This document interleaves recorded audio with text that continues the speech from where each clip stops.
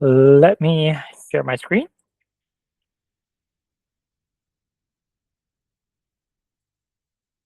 Jules is in the house. She is ready to make some quilted notebook covers. That's all she came for. She just wants the quilted notebook covers. But there's only one problem, folks. Printing quilted notebook covers is no fun.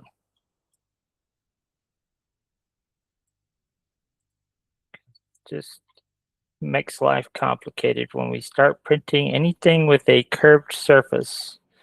Printers do not like curved surfaces.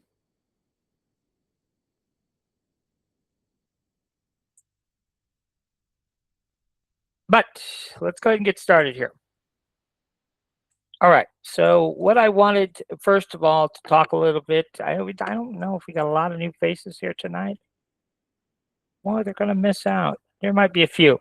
So let me just share with you kind of my thoughts about the Patreon,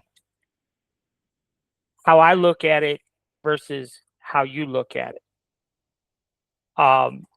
And like I said, we have 178 uh, existing baddies. So thank you for that. Um, and the way I look at the Patreon with you guys, with your memberships, you are helping out the community because, like all week long, you probably have seen it on my Facebook group and stuff. You haven't really seen me release new designs to my website because I've been so busy creating what I'm going to show you tonight. Like every waking moment I've spent creating that, and I wouldn't be able to do that without your support. So thank you for that. Um, that goes with all of my paid Patreon members, even the $10 tier. It all helps me take away from worrying about generating money by creating designs where I can really focus on something that I think will be kind of like revolutionary. What I'm going to show you, I think really tonight is going to be kind of special. So thank you for that support. So that's how I look at Patreon. Now, years ago, when I went to school for architecture, this was, almost 30 years ago. And when I got out of school, when I graduated, I immediately just stumbled into an opportunity to start creating software. And this was, so this is on YouTube. This was, probably I posted this video maybe 15, 20 years ago. But this was a Photoshop plugin that I created, 15, 20 years ago. And it was originally when I created a little program for architects. My job, right out of college, I worked for a building contractor, and my job was to take the architectural drawings and beautify them. Put trees in front of the buildings and people and cars and make them look kind of photorealistic. And I did all that in Photoshop, but I was doing things over and over and over again. So I wanted to create a little program that would automate all those tasks. And then I had somebody approach me about making this program. And this program here is called Pixel Creator Pro. And it was designed for photographers to make photo albums, primarily for weddings and in high school senior graduation photo albums. But, decades ago, this type of software didn't exist decades ago. And so I dedicated about 2 years of making this software for no pay, for no pay. So yeah, but I spent every waking moment on it, never made a dime. And then, once I finished it, then yes, then I was finally paid for it. And I was paid handsomely. It turned out, in the end, it turned out okay. But that was a long time to work for free and not have any other type of income at the time. And a gaggle of kids to boot. But then later in life, um, I created this program, which is called Easy Stone Macro, and it was a plugin for CorelDRAW, and worked on it for years. Had somebody helping me with the programming side of it. Um, she worked with me for years, and again, I had to fund it all myself because there was no Patreon back then to for people to pitch in a little bit to help me bring my ideas to life. And of course, you guys are familiar with Kickstarter, and that's kind of the whole idea. You've got somebody who's got crazy, wild, cool ideas, but no money to bring them to life. So they start a Kickstarter, and everybody pitches in a little bit to get the ball rolling. So that's what kind of Patreon is to me. Is you guys are giving me the opportunity to spend some time creating things that I think are cool and helpful to the community. So again, I really just want to say thank you for that. And hopefully tonight will be kind of a little bit of a payoff, and you'll see how you guys are helping me to help a broader community. Okay. So with that said, what we're going to do first, before we get to the big reveal, is we have to create some artwork. So that's what we're going to start off with, is creating some artwork. Some artwork that came in recently, and so we'll create some artwork, and then I will show you how we're going to turn that artwork into a 3D model. If you've taken any of our classes before, you know kind of what the process is, right? We create our SVG in Inkscape, and then we have to take our Inkscape file into Bamboo. And then when we go into Bamboo, we name all of our pieces of our design. We give each piece of our design a color. We give each piece of our design a thickness. And then we fiddle-faddle with various Z heights and whatnot to actually build our 3D model. So there's a log jam right there. And it's something, when I'm sitting designing files all day, every day, I run into that same log jam that you're running into. What a drag. We've created this file in Inkscape, and then we're going to go into Bamboo. And yes, it's a good workflow. I haven't found any better workflow, but just taking the time, everybody asks, well, why, if we've got everything named in Inkscape, when we import the SVG into Bamboo Studio, why doesn't Bamboo Studio keep all those names? Why do we have to go rename 15 different objects in Bamboo when we already had them named in Inkscape, right? Why do we have to specify the color in Bamboo when we already had all the colors specified in Inkscape? So one thing led to another, which led to another, which led to another over the period of the last week or two.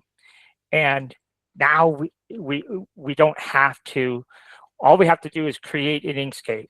We don't have to build our 3D model in Bamboo anymore. We don't have to colorize our models in Bamboo anymore. We don't have to specify the extrusion thickness of each of our objects in Bamboo anymore. Streamline that whole process. So, but first we have to create some SVGs so I can show you the fun part. All right, so let's go ahead and get started here. So of course we know that all of our designs begin with an image. So this image was sent to me, and I thought, well, it's simple enough. We can convert this pretty easily. So we're going to convert this into an SVG, and a couple of things that we're going to have to pay some close attention to. We're going to show you how to convert this design two different ways, okay? Normally, I would show you that we want to convert it to black and white. But in this case, we're not actually going to do that. We are, but that's not going to be our first solution. Our first solution is going to be using Vectorizer AI because it's a multicolored image. So I want to show you that process first, and then we'll show you the old black and white technique. Okay, so this is the image that we're going to be converting. So let's go ahead and do that first. Okay, chat, I would like you to clean up this image a little bit and remove all the color gradients from the image and just give all flat, solid colors, 3-color design on a solid white background. So chat will go ahead and hopefully do that for us. Don't worry, Jules, we're going to get to the quilted notebook covers, I promise. It's on the agenda.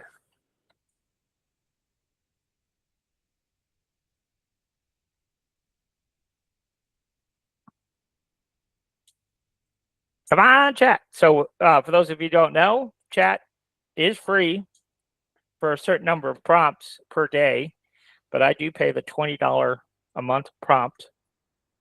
And if you haven't already explored the chats on the Patreon for the chat prompts, definitely want to make sure you check that out. So there you go. So that's the original image, and that's what chat gave us. And you can see that this is vastly better quality, better everything than what was sent over, because what was sent over was actually not very good quality at all. So, but that's, that's part of the business, right? Because we don't always get perfect artwork every time. So anyhow, so we're going to just right click and copy this image, and then we're going to go to a website, which is the vectorizer.ai website. And we're going to paste it. And I know some of you probably seen me do these demonstrations before. The thing I really like about Vectorizer AI is there's no guesswork. It's just copy, paste, and you get what you get and throw a fit, right? So there's no adjustments. It's just throw it in there, and whatever it creates is whatever it creates. There's no adjusting. So so anyhow, we click on download. We save this. We're going to save it to our desktop, and let's call it Mustangs. Okay, Mustangs. Yep, and then we're going to open that file up in Inkscape. So we're going to hit File New.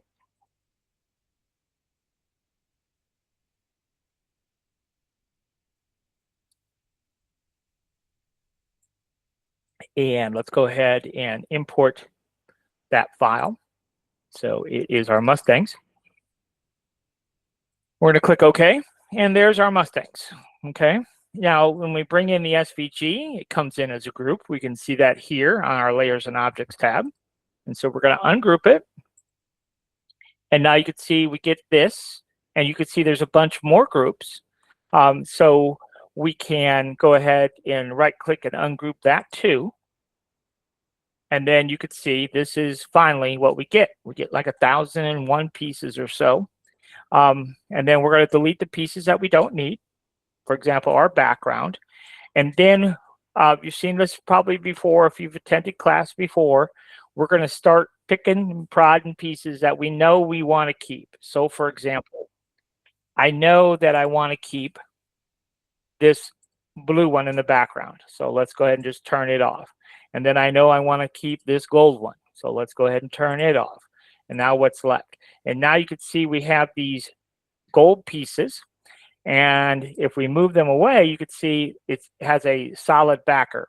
So what we need to do on each one of these, we select our kind of our gold piece, shift click, control minus. Control minus is the difference command. So when we come up here to path and difference, control minus. There's only five functions under the path menu that we really want you to learn and really want you to know the keyboard shortcuts to all 5 of these. If you have to write it down and post it on your office wall, whatever, these 5 shortcuts will save you a lot of time. So the first, really you could get by with 3, but I recommend learning all 5. The first one you really, really want to get nailed down is union, control minus. So, or I'm sorry, control plus plus. So control and then the plus key. And then difference is control and the minus key. And then division is control and the / key. If you could nail those 3 down, put those to memory, force yourself to use those, don't come up here to the path menu, you will save yourself a load of design time. Just those 3. Just those 3. But if you want extra credit, Bernadette, I'm talking to you, then you need to learn Shift Control K, which is break apart, and Control K, which is combine. That's it. That's all you need. Those 5 things. If you can remember those 5 things, just stick a big old poster on the wall, then you're going to be able to design much, much quicker. So gold, shift click, control minus, right? And we're just cutting holes. That's what difference does. Control minus. Now you could just to complicate the waters, we could take our gold and shift click our R, and we could use control K. But you see, it sometimes will create problems, so that's why in this case we won't do it. So we'll just do control minus because that causes less of an issue. But anyhow, so that takes care of this, right? So now this Colham ferry, we want that to be a single object.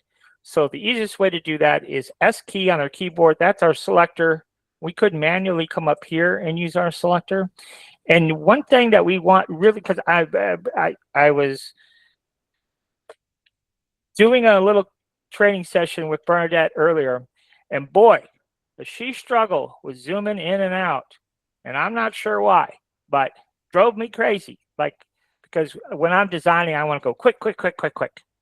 And she was really struggling with zooming in and out. So let me go through that with you a little bit. If you're struggling with navigating within the design workspace, I know it comes naturally to me, but if you're brand new to Inkscape, it probably is not going to come natural to you.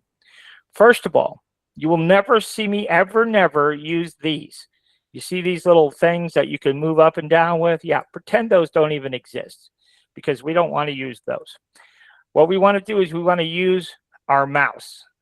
So, and don't be afraid to zoom in. Like, you can get right into his eyeball, okay? So if I want to zoom into his eyeball, I just put my cursor there at the eyeball and just roll with my mouse. See? It just zooms right into his eyeball and we zoom out. So that's just our mouse wheel. That's all that is, to be able to zoom in and out. Now, when I'm in tight here, if I want to look at something that's relatively close, but I can't see it, I can hit my space bar. See, and I can just let go, hit it, let go, and I can pan. Okay. But normally I'll just zoom out, pan over, and then zoom back in. So, you know, most of my zooming is, if I need to look at something, it's just I move my cursor and just use my wheel mouse to zoom in and out. Now, if your wheel mouse does not zoom in and out, then you need to fix that. You need to go to our YouTube channel, All Things Creative, look up the Inkscape setup video, and it'll tell you how to set this up so your wheel mouse does zoom in and out. Otherwise, if it doesn't, you just hold your control key down, and then you can zoom in and out with your wheel mouse, okay? But that's it. That's all we have to do to navigate. You should be able to navigate very, very quickly with that. So anyhow, our gold part, shift click our A, control minus, okay? So now we need Colham Ferry and Mustangs all to be one piece. So to do this, again, we're going to go to our selection tool here and just alt click and click and drag with your left mouse button. See what we're doing there? We're just clicking and dragging. That's it. And wherever that red line is, you see all these parts that are picked up. And Bernadette, you got a question? Control K. Now it's just for the actually how you do the line again. Okay, so let's back up here because it is very, very, very important. So um, we have to be in our selection tool. So we can hit S on our keyboard to go to our selection tool. And when we're in our selection tool, you'll see this little arrow icon, but you can also click this very first button right here. That is our selector tool. And then we could start anywhere. We can start way over here and just alt click and click with our left mouse button. You see that? So everywhere I drag, I get this red line. And we're not looking to like circle items, right? If we circle items, that don't get selected. What we have to do is we have to cross through items. So it has to touch, and anything it touches will be selected. So you see all those pieces are now selected, and we could tell that by giving them a different color. And sometimes I'll actually do that. And Bernadette does something she should never do, but she's gotten into a bad habit of coming over here. And do you see that icon right there? That's undo. So anytime we move our mouse from our design space all the way over here, and we do that 10,000 times a day, yeah, we're wasting time. So just hit Control Z. Your left hand is sitting there doing nothing. So when we hit Control Z, that will undo. So, but sometimes I will make a selection and then just change the color and then say, okay, yep, that's what I want, Control Z. Or sometimes I'll make a selection and I'll move it. Yep, that's what I need, Control Z, okay, with my left hand. So anyhow, those are now selected. So now we can just hit Control K. And now those are one piece. So we can just turn those off. These two pieces, let's go ahead and select those two. So select one, shift the other one, Control K, and then we can turn those off. All right, now let's see what we got going on here. Is this just a big white piece? Sure enough, it is. So we'll just turn that off. Okay. Now what do we got left? We've got some blue and some gold. Okay, so what we can do here is select one piece of our gold, right click, and we'll say select same fill color, and you can see multiple pieces are now selected, and we can hit Control K. And then they are no longer gold, but that's okay. We'll just go ahead and turn those off. And then all we have left are our blue pieces, so we'll do the same thing. Actually, we have a white piece too. So let's go ahead and select same fill color, and there's only 3 of them. We'll Control K, and then we'll turn that off too. Okay, now this is why we did this, is because look at all the junk. And you see all those pieces that are not turned off? That's all the junk. Delete. We don't need junk. So that's one nag that I have with the vectorizer AI, is that it does that. It does give us, it always gives us junk. So not a big deal, but we got it done. So now what I want to do is I want to come into Inkscape and name all of my parts. So for example, this is our blue backplate. Okay. And then let's go ahead and turn it off as we go. I kind of like doing that. And this is our gold backplate. We'll turn that off.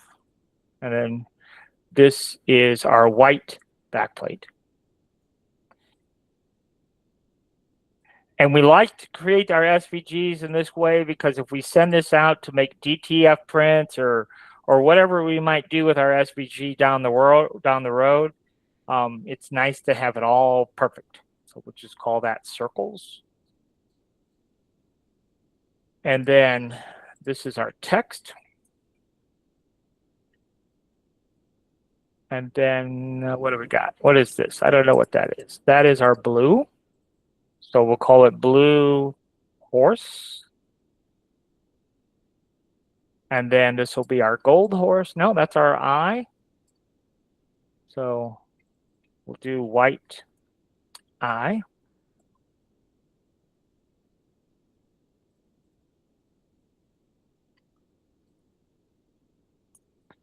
And then our last piece will be our gold horse. Okay. So let's go ahead and just turn everything on. We select our first piece, shift select our last piece, and then just turn everything on. All right. So now you've seen that done probably 1,000 times now. Okay. So I think I will. You see how Mustangs? I don't know. I guess I won't. I won't bother changing. I don't like that the Mustangs. It's a little bit too close to the borders. A little bit more border down here. But that's how the original artwork was. So I'm not gonna worry too much about that. Okay. So so I asked this individual what they were going to do with it, and they said that they were going to make bag tags, and they were going to like possibly put room numbers and names on the back of this. Okay, so that gives me an idea how big we should make the design. And so I am going to say we don't want it too big, but we also don't want it too small. So maybe make 4 inches. Bernadette, did you have another question? Or no? No, that's not me. Oh, put your hands up. No, I'm sorry, you still lit up. I'm sorry. No, it's not. Okay, so so anyhow, on the height, you see it is locked. So if I change the height, of course, it's going to change the width proportionally. So our height would be 100 millimeters. That's 4 inches. Okay, so that's it. That is normally it. But here in a few minutes, we're going to show you something that's pretty remarkable. So we need to add a little something to our SVG file. And so what we're going to do, now this won't make a whole lot of sense right now, but trust me, it's going to be pretty neat. So what we're going to do here is we're going to click on our blue backplate, and we're going to hit our this is greater than, and we're going to put that at 4. Okay. And then this gold backplate, we're going to do greater than 2. Now, I am eventually, soon, by Monday, I'm going to create a special tool in Inkscape where we can just select all the layers and define this symbol that we're doing manually right now, because this is crazy. Anything that we could automate, we want to automate. But anyhow, we're just going to go through the rest of these pieces, and we're going to do greater than 2. Okay. Now, like I said, this makes absolutely no sense to you right now, but it will in a second. So that's what little change that we have to make that we hadn't done in previous examples when we're creating artwork. If we do this right here, where we're doing greater than 2 on all of our pieces, and we're just going to save our SVG again. And we're going to save it as Mustangs bag tag. Because we added this little appendage here, this greater than 4, then 2, 2, 2, 2, 2, 2, 2. Now we no longer have to create our 3D models in Bamboo Studio. So it will save us heaps of time when we, so just by adding those numbers. So you'll see that here in a minute, how we're going to create our 3D model, but it's going to save us lots and lots of time. So that's it. That's it for that one. So let's go ahead and create a new file. And let's make one more design. Let's see here. And then we are gonna make, I don't know what I did with my class files, what I do with them. There they are. All right. I got 100 instances of Inkscape open. And 100 instances of Bamboo open. All right, what do we want to do next?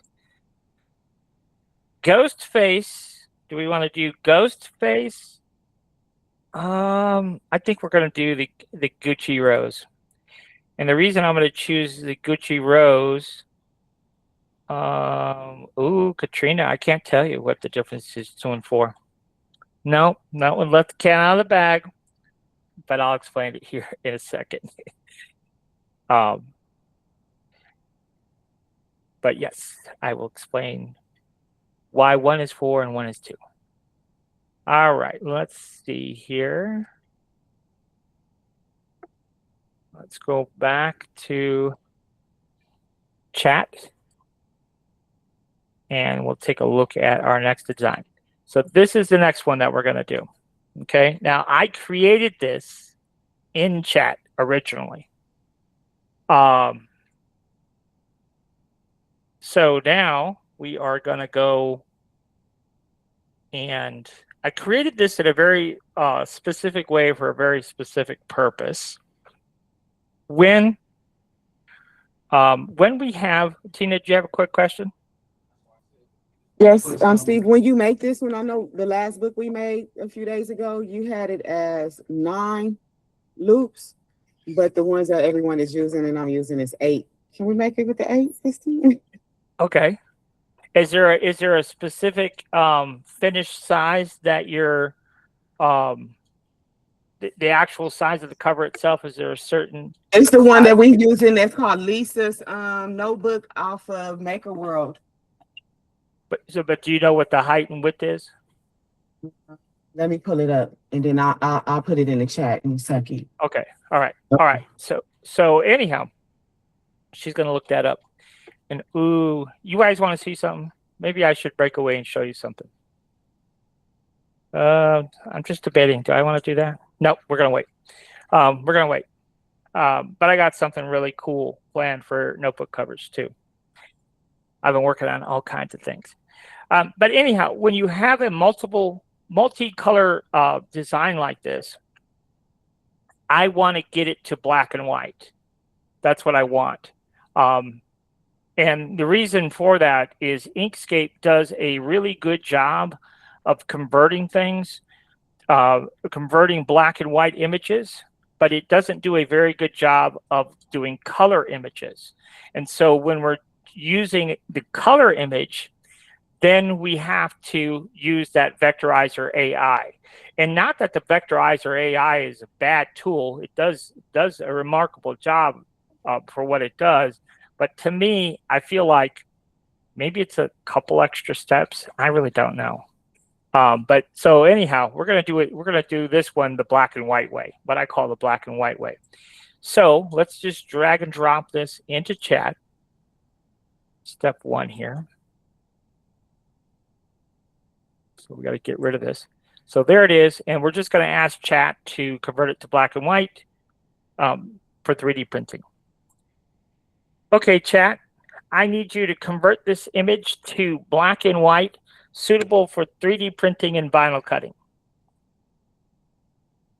Now, I already prepped this image. So that when I created this in chat, do you see these small like outlines here?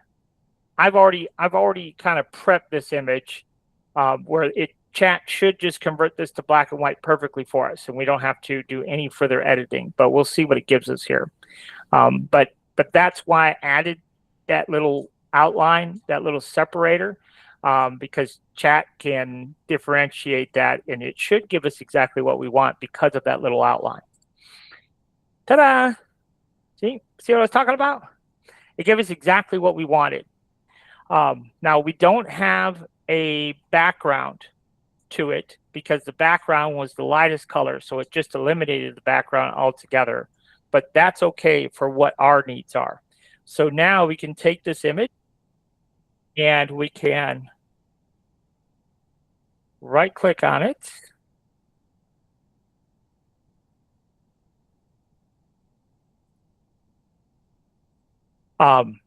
So anyhow, we can click on our image here, and then we'll right-click and choose Copy Image, and then we can come over here into Inkscape, and we can right-click and choose Paste. Ta-da! Okay, so there we go. So now we can go ahead and convert this image. So we're going to go ahead and do that. So we're going to right-click and trace bitmap, and then all we have to do is hit Apply. And now we have a full vector version of our image. So now let's go ahead and just for fun, let's drag and drop the image into Inkscape. So we're going to open this up, copy it, and then paste.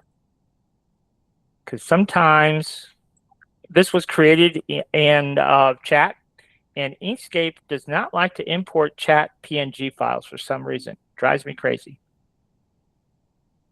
But we just need that for color reference so we can tell what is what. Now, did we get a finished notebook size? We did. It is 153 by 215. According to Bernadette, and Tina says it is 7 by 9.25. Okay. So what we're going to do is we're just going to drag out a rectangle. So we're going to grab our rectangle tool, and we can either enter it as millimeters, or up here, you can change unit values temporarily to inches. I worked with somebody the other day. Was it you, Bernadette? Somebody I was working with in Bamboo, and they were trying to use the inches in Bamboo. It's like, girl, I don't use inches in 3D printing. Everything's millimeters. But in this case, we'll do 7 inches. And then we'll unlock it here, and we'll do 9.25 inches. So there you go. That's the aspect ratio. And then we could switch back to millimeters here. And if you look here, it says 177.8 by 234.95. There's actually lots of different sizes of notebook covers, lots of different size paper inserts that are available. So yeah. So anyhow, what we want to do now is we want to, let's just scale this down width-wise. So it's back to lock again. This is 177.8. So let's just go ahead and scale that to 177.8. And because that's locked, it's going to change proportionally on the height. And then let's take this object, and we're going to go object, lower to the bottom. And then we're going to take this one and shift click the gold here and line those bad boys up. So line them up this way and that way. Okay. So there we go. So now those are lined up. And so this is the proper width here. But you can see it's not the proper height. So we're gonna make that adjustment. Okay. And actually, we're gonna do something else too while we're here. So I'm just gonna move this over for a second. I'm gonna duplicate this, and let's go ahead and make this 12 millimeters wide. We won't have it locked though. We're just gonna change the width. The height is gonna stay the same. And let's go ahead and make it black. So that's what I want. So what's left here, let's see how wide that is. So that is now 165.8. So we're just gonna come up here and grab that. And then this one, we're gonna go ahead and relock it and paste that value in. And so now this is now scaled the exact same width as my gold here. So I just think this looks better to have a border. Where the slots go, I like to have a border. So it's up to you. But anyhow, we're going to take this, shift click again, and line those two up. So now we have that. Okay, so when we add our slots, we're just adding it in this black area. So our artwork doesn't actually get cut into. And I just think that looks a little bit better. All right, so now what I want to do is I want to break this apart. So let's go ahead and do that. So we're going to go to path and break apart. And it's going to take a minute because there's a lot of pieces now. There's a lot of pieces to this.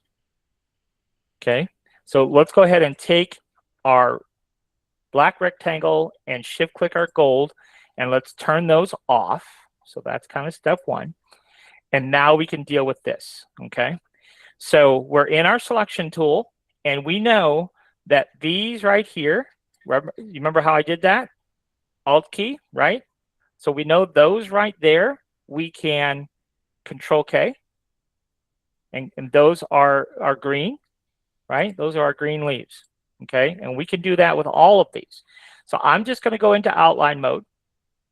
And to get to outline mode for newcomers, we go to View Display Mode Outline. Now, in that setup video I was telling you about, in the Inkscape setup video on the YouTube channel, it tells you how to set up the keyboard shortcut, just like mine is. So we can just Alt Q, and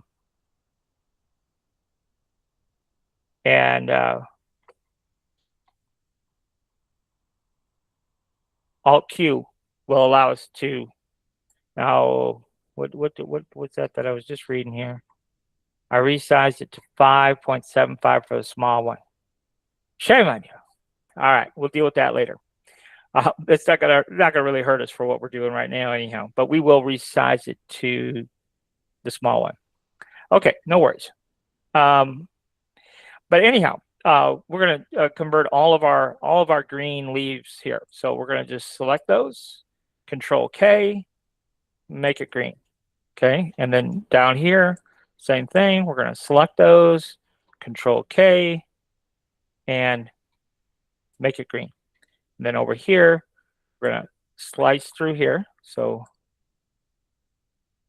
just right through here. Whoops, see, now I selected that and I didn't mean to. So let's go back to that. Control K and make it green. Now what I want to do is I want to take all of my green. So we're going to just right click here, select same, fill color. And now all of my green is selected. So we're going to just Control K all of it. And then when I turn that off, now you can see all of my leaves have been turned off. Okay. So now that takes care of that. So the next thing we're going to do is our roses. So we're going to go ahead and Alt click again, and we could just scribble through all of those parts any which way, Control K. And sometimes I'll even toggle something on and off just to make sure I got it, and we'll make it red. Okay. And we're going to move on to the next piece. So same thing. We're just going to scribble through and make sure we catch it all. Okay. Sometimes you can just go like that and make sure you got it all.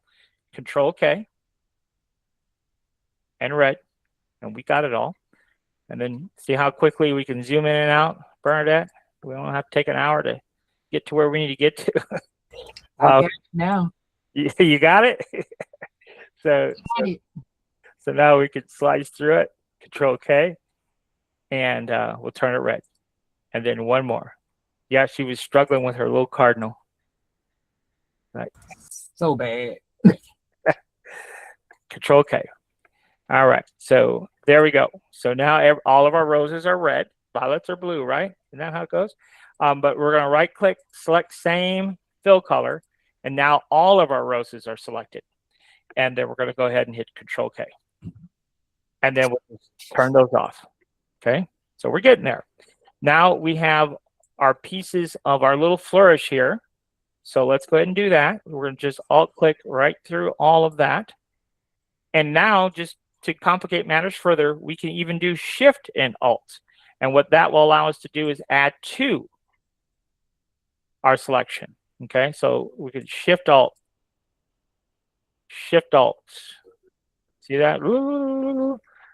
And now we're just adding to our selection. So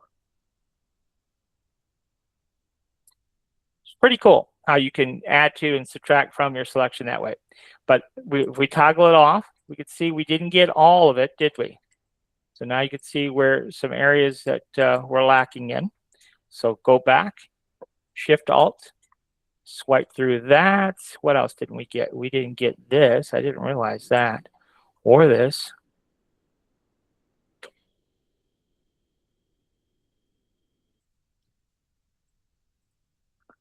All right. And it doesn't really matter too much. I'm just going to show you that we can always add to it. So let's just go ahead and hit Control K and combine everything that we already have.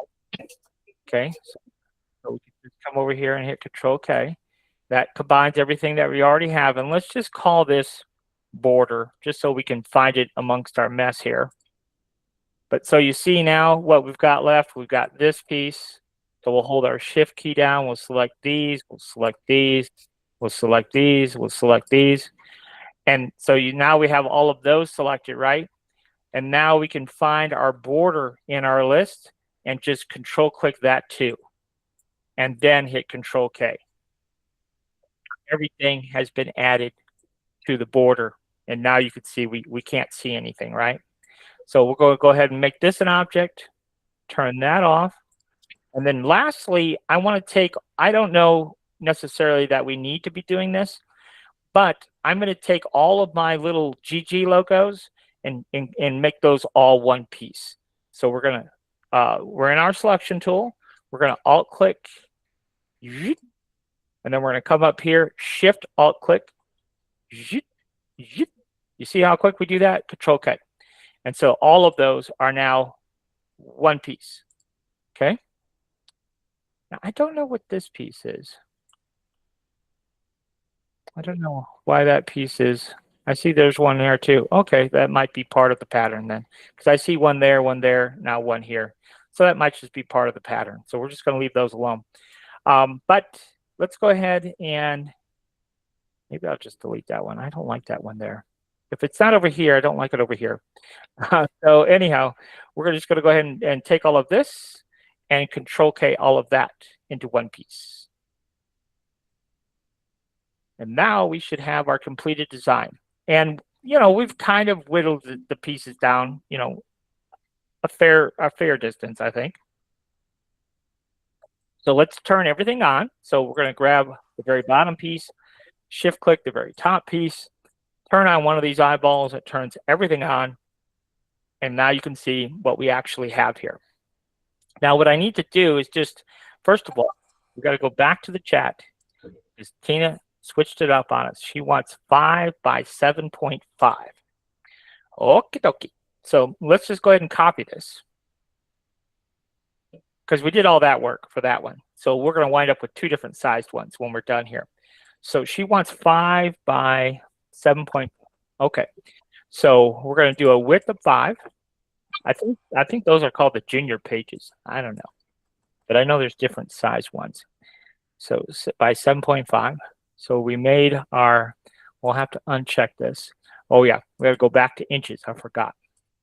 So we're going to do 5 by 7.5. There we go. Now we'll go back to millimeters. So that's our new target size right there. Okay. So this doesn't change. Our 12 millimeters, that doesn't change. So we're just going to change the height of this box.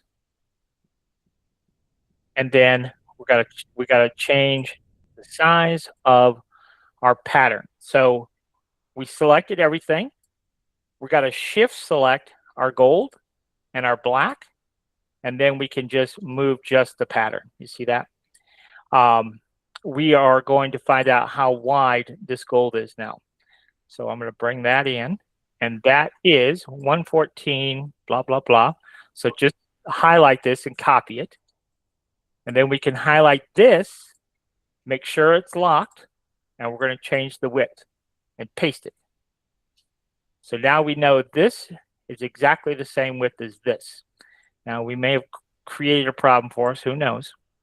But let's go ahead and take all of this, and now we have to group it and see and just position it on top of here. So we're going to go to our alignment tools, and relative to last selected is chosen. So we're going to go horizontal and vertical.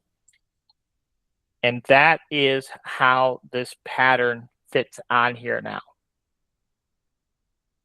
So that's fine. I'm going to say it's fine. It's not perfect on there, but I think it's okay. We're going to leave it like that. So there's a little bit of white space, we call it, top and bottom, but that looks pretty good. So we'll run with it just like it is. I might fix it off screen later. I don't know.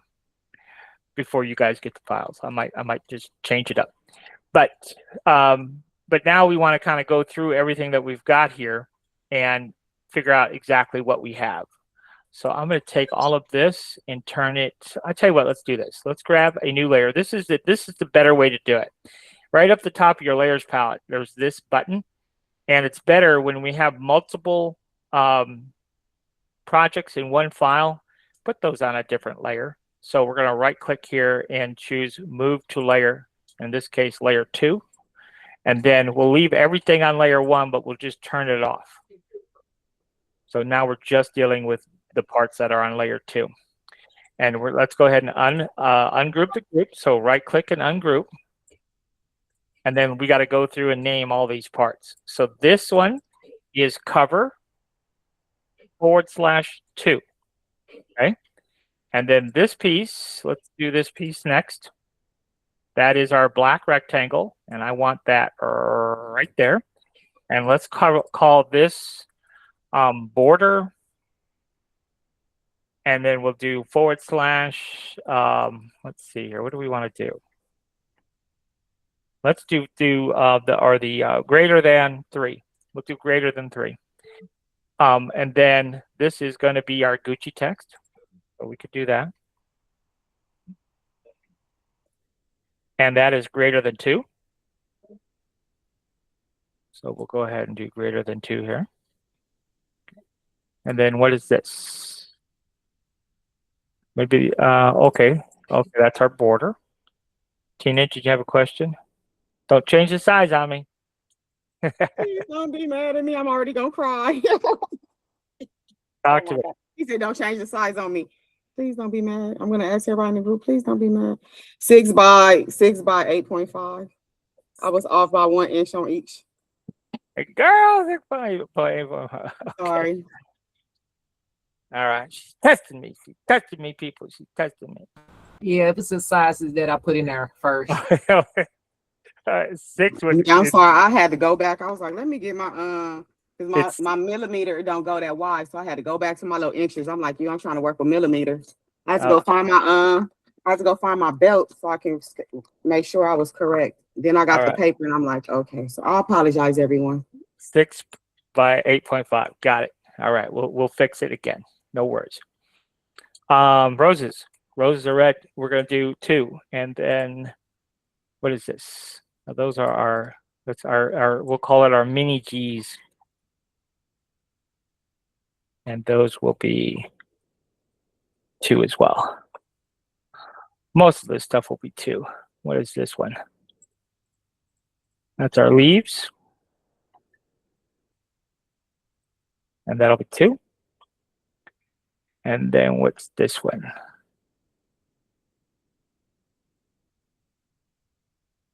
So that is our pattern.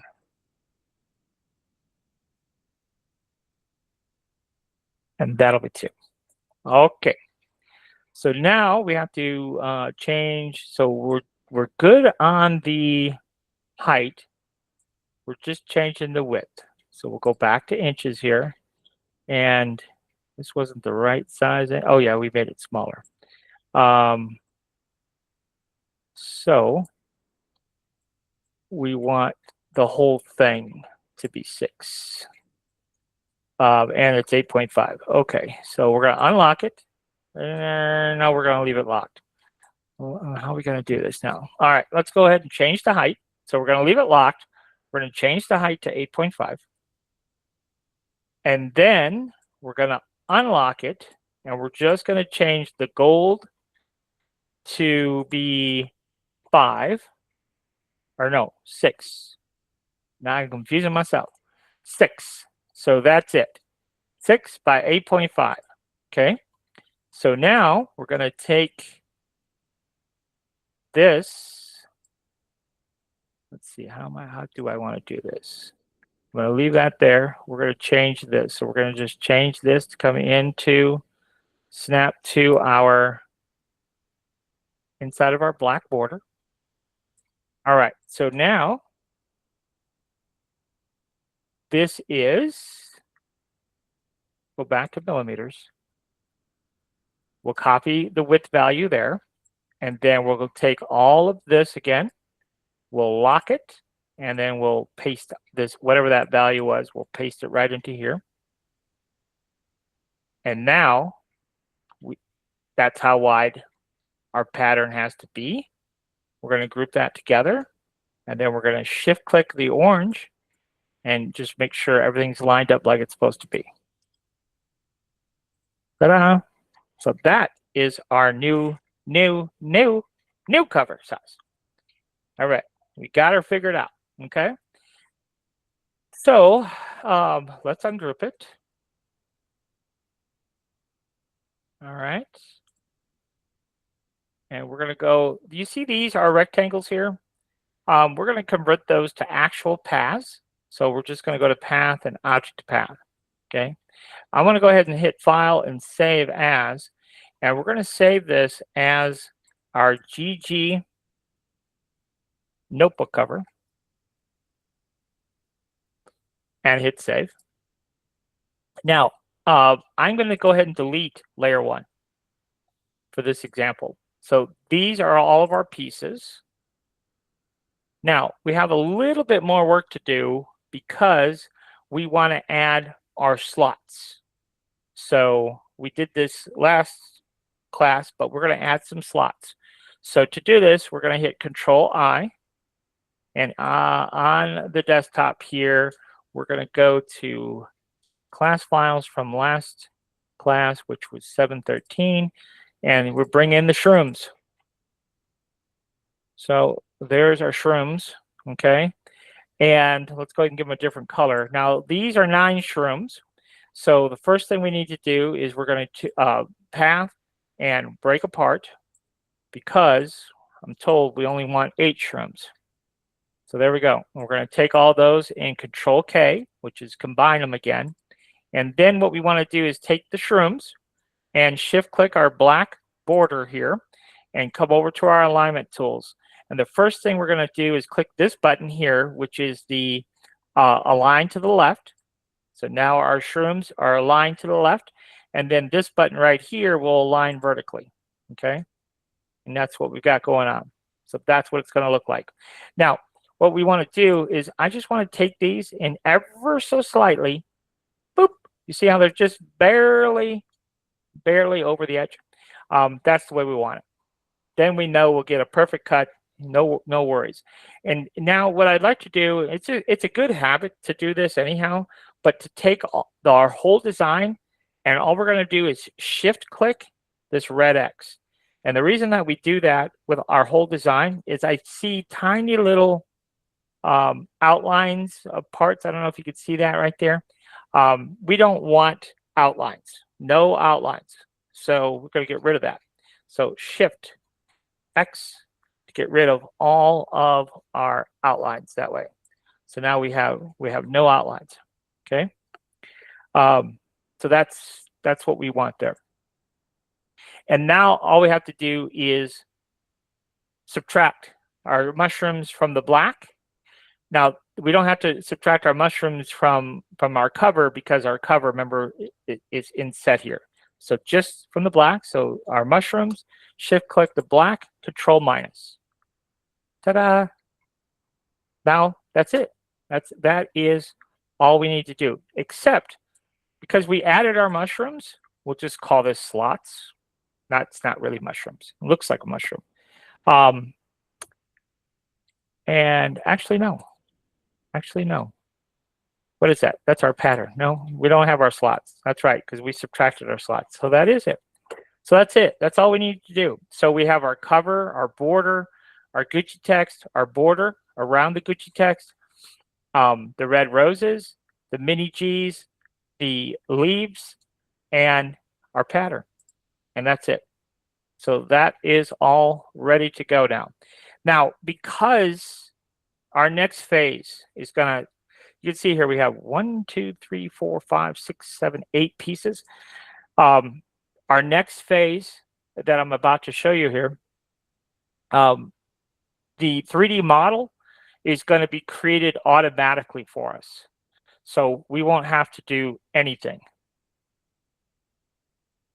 It says, isn't it only 8 holes in the paper? How many did I get? Did I do 9 again? 1, 2, 3, 4, 5, 6, 7, 8. Now you got me thinking 1, 2, 3, 4, 5, 6, 7, 8. So we have 8 slots. Is that what we're supposed to have? Okay. All right, perfect. Awesome. We have 8 slots and we need 8 slots. So there we go. We did it right. So that's it. So that is it on the 2 pieces of artwork. So now, what do we do next? Well, like I said, normally, right? Normally, we would import the SVG into Bamboo Studio, and we would go in and rename all these parts. We would specify the colors for all these parts. We would specify the thickness for all these parts, and then we would set the Z height that we need for all these parts. And all that takes time, and time is money, people. Time is money. All right, so let's take a look at what Jules has been chomping at the bit for, and that is quilted notebook covers. So it's kind of funny how one thing kind of leads to another, which kind of needs to another, which kind of needs to another, which is kind of how like human evolution has become, right? I mean, Henry Ford thought his car would change the world, and ultimately it did. Look at the kind of cars we have today. So I was out to dinner the other night, and the place we went to dinner had a Goodwill next door. And my girls, they cannot not go to a Goodwill if they're that close. So they said, let's go to Goodwill. And I saw this purse hanging there, and I thought, hey, but that's a pretty cool pattern. I like that pattern. And Jules was saying last class, quilted patterns, quilted patterns, quilted patterns. We want to do notebook quilted patterns. And so I thought, well, this would make a cool pattern.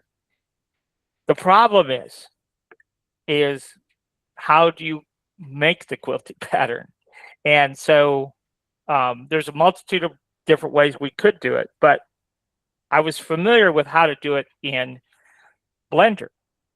But the problem is the amount of knowledge and the sheer amount of time that it would take to create this in Blender. Ain't nobody gonna want to take the time to do it, number one. And number two is you have to have a certain amount of understanding of how Blender works to even do it. So as I was making these files, let me just pull one up here just so we can see what we're talking about here. So let me see here. Let me find it here. So anyhow, so as I was making this in Blender, I got to thinking, I was like, boy, there's got to be an easier way to do this. So here is one iteration. All right. So you can see I used the pattern of that bag, and I made this. This is the raw Blender file, and then we can right click here and we can split it to parts. And so you can see now we have two parts, and so we can, if we had another filament color here, so we'll go ahead and make this black, for example. We could. So we created that in Blender, and then we could have two different parts, right? So like this piece here, for example, we could make it gold. And then, so our border here, let's see here. Yeah. Yeah, that's how I want it. So the border would be gold, and then the cover. And then, you saw where I made when I was just kind of testing the theory, where I made the LV cover. But anyhow, to get this was very complicated. Like it's a multiple steps, this step, then this step, then this step, then this step to even get to the point where you could create this. So unless you had some pretty extreme Blender knowledge, you wouldn't probably be very successful. So what my idea is just to make you a bunch of different ones so they're already made and you could just run with them. The other challenge that I have not fully tested was printing these. If we print them flat, they are not going to print very nice. And that's just the nature of 3D printing. When you're printing a round object, printing it flat, you're going to see layer lines, right? And so one way to escape layer lines is to have thinner layers, right? And so that works, but thinner layers increased print time. So it's a bit of a catch-22. So normally when we're printing something like this, normally what we would want to do is print this standing up, okay? That's what we would normally do. And that would eliminate the layer lines, okay? But now we've kind of created a problem for ourselves because now we only have that little bitty area contacting our build plate to hold this thing up. And that's probably not going to go well for most of you. So the next challenge then is, and it's not really a big deal, but we can paint supports on the back side of this to be able to hold this up. And then we could print this vertically. But then you will have some supports that will be stuck to this, but at least it will stand up and allow you to print. But even without supports, let's just go ahead and see how long this takes to print.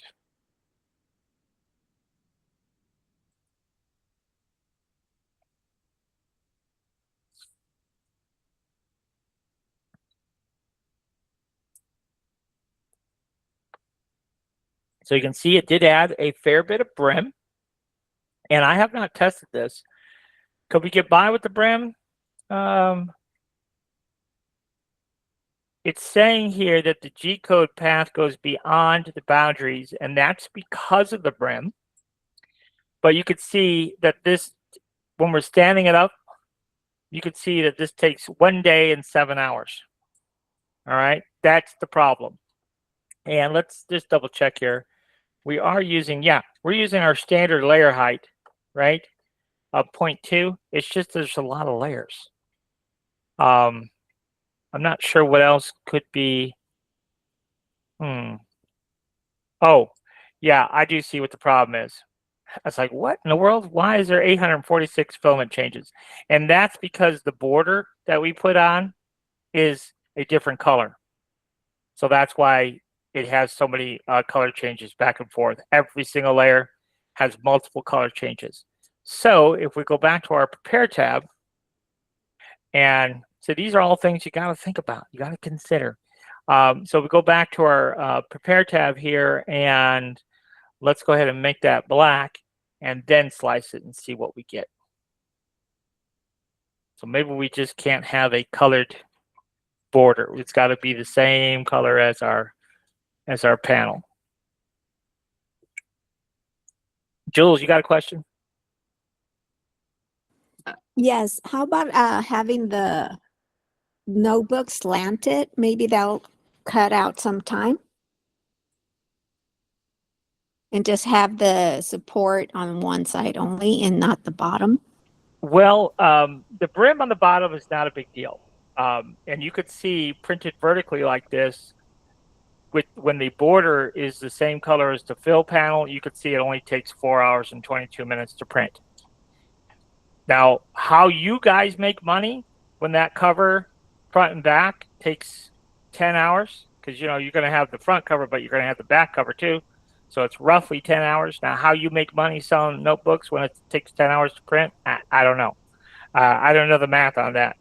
But anyhow, I just wanted to show you that when we add that extra level of complicatedness, with the quilted, it does cause a problem. But the brim here on the bottom, that's not a big deal. That's not taking much time to print. But we are going to have to support this. So beyond that, so to do that, Nancy, do you have a question, comment? Yeah, this is the first time. Can you hear me? Uh-huh. Okay, I actually just joined as a member. Well, the filament changes, isn't that also due to don't you have to have several different colors because of the shading? It's not all black, right? The filament? Yes, this is all black. So You're still So- going to get the shading effect with one color, the quilting effect. Yes, yes, you will. And let me see here if I can. Let me see if I can. Let me just try something real quick. I'll show you a printed one. Let me see if I can find it here real quick, because I did a test print the other day.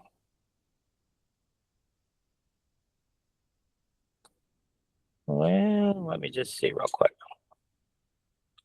I'm looking. Okay, there it is. I know I sent it to some of you, but this I'll be able to show you here. So let me pull this up.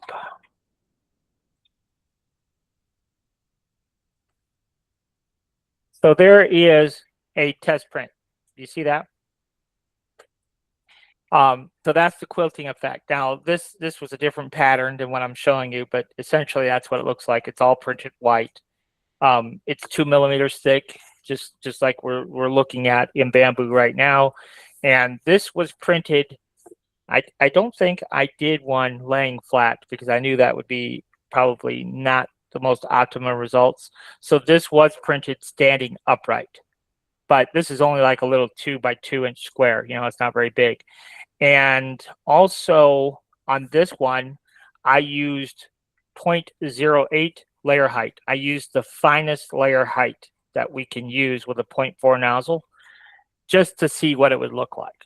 And it's butter smooth. So the finish is perfect. Like you wouldn't get a better finish. But that little square took 30 minutes to print. That was the only drag. And that was because of my layer height. Like I said, it was 0.08. I used the finest layer height. So, you know, for what it's worth, that's what it looks like, you know, when it's actually printed. And so I'm not saying don't do it. I'm just saying, you know, just beware that, you know, those cool looks just require extra effort. But at any rate, let's see here. I don't do this a lot, so bear with me. Somewhere here. Aha.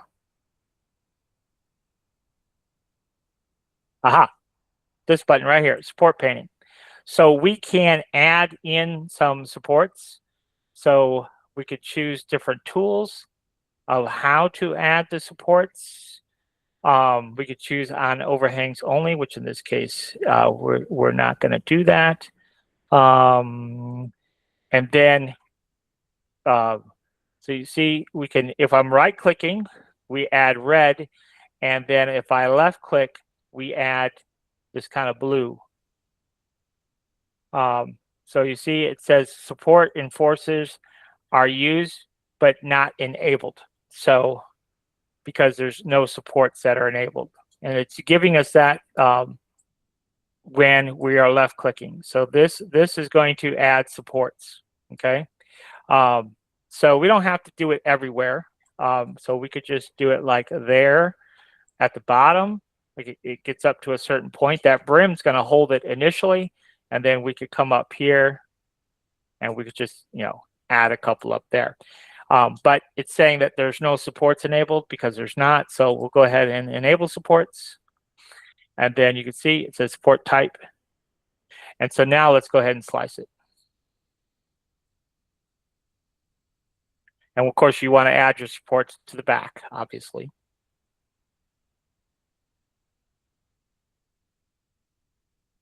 But of course, when we add supports, it's going to take more time to print. That's the drag. And we might, you know, this is just something you'd have to test, but those lower supports might be all we need. We may not need those upper supports even, because all we're doing by having the lower supports is kind of reinforcing the brim, right? So if we don't want those upper supports, we could try printing it without the upper supports, because all we need is this panel to be sticking to the build plate. So it's just something that, you know, we would have to test. At the end of the day, it's something we'd have to test. So if we're doing the quilted, we have to print it straight up and down. You will probably not like the result if you print it flat.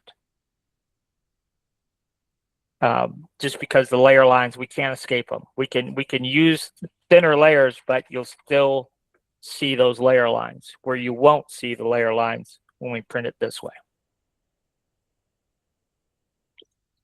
And then if we want to add something to the quilted, because we're printing it up and down, if we want to add something to the quilted, we would add it by gluing it. So whatever logo you wanted on the front, we would glue it on, glue it on, glue it on.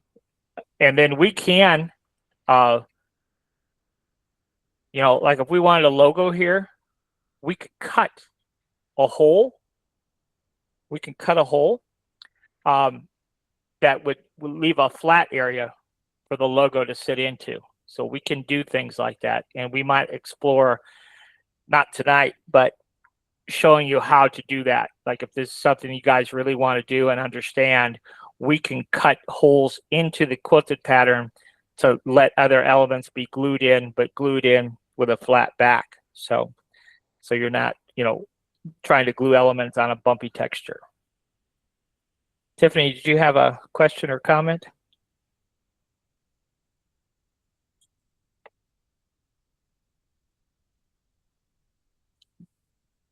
I don't know if you're trying to talk, but you're okay. Yep. Yeah, you are on mute.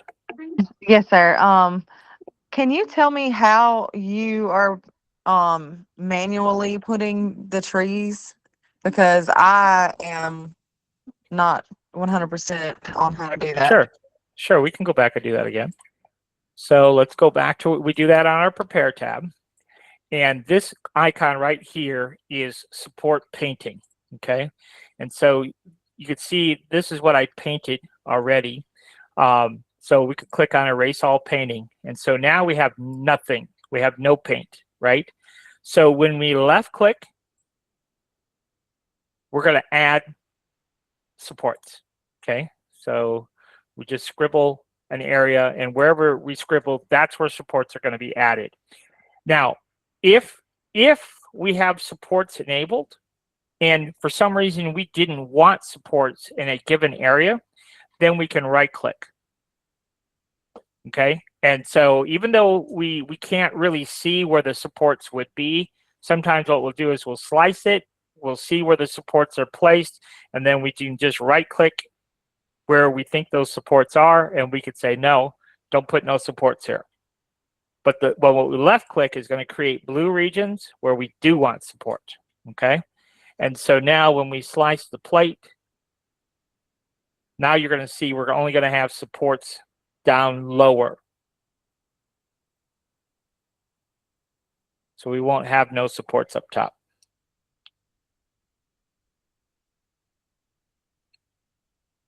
I don't do a lot of support painting. I just let the slicer figure it out. Now, I don't know why. Oh, maybe we do have supports. They're just tiny. I didn't see them down there. But you see, so everywhere we painted, you see? And what's interesting, too, is you see, because I was so kind of reckless with my scribbling, you see how, like, it created, like, a big patch here. And we probably, in real life, we probably wouldn't want that. So let's go back to support painting. So instead of the big scribbles, what we'll want to do is we can increase our pen size here and make this as big as we want. Let's go a little bit bigger. And if we just click, right, and we click, and maybe we click one up here, that's probably the right way to do it instead of scribbling like I did. So now when we slice it, it will it'll still give us support, but it'll be a lot cleaner on that face. So hopefully that would be enough support to hold it straight up and down. But you can see it's just a lot cleaner now to break away than all my scribbling. So there's one there, and one there. And by adding those supports, you'll also see it didn't really add a whole lot of print time there either, because we were at like 4 hours and 20 minutes. So it added just a little bit of print time. But in theory, that amount of support might be enough to hold that panel in place to print. It's just something we have to test. That answer your question there on the support painting?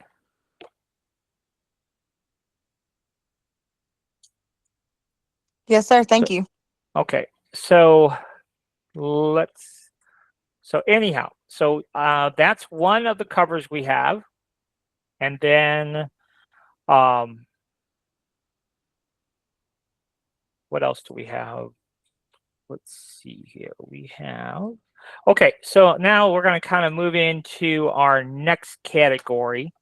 Just double check my time. Okay, we're doing okay on time. So the next thing I wanted to show you was another option. So after I manually created the quilting pattern, then I thought, well, okay, that's not very duplicatable, because you have to have a certain amount of knowledge, of Blender knowledge, in order to be able to follow along with anything that I would show you. And creating that quilted pattern was like an hour-long process. Like, that's not something, like, that's how many steps are involved. Like, it's complicated.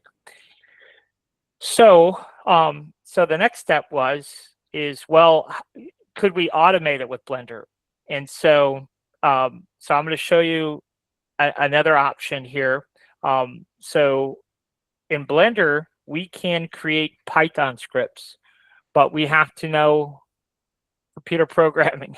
So this is not for the masses, but I just wanted to show you this script and something that's interesting about the script. So you see here in Blender, we have this option for scripting. So we can click on that. So let's go ahead and do that. And then we get this window, and it's shows us all kinds of different options here. But if you click open, and we're just going to go to our desktop here, I have a script for you. So let me find it. It is class files right here, and it's this script right here. So it's the quilted notebook cover. You see that?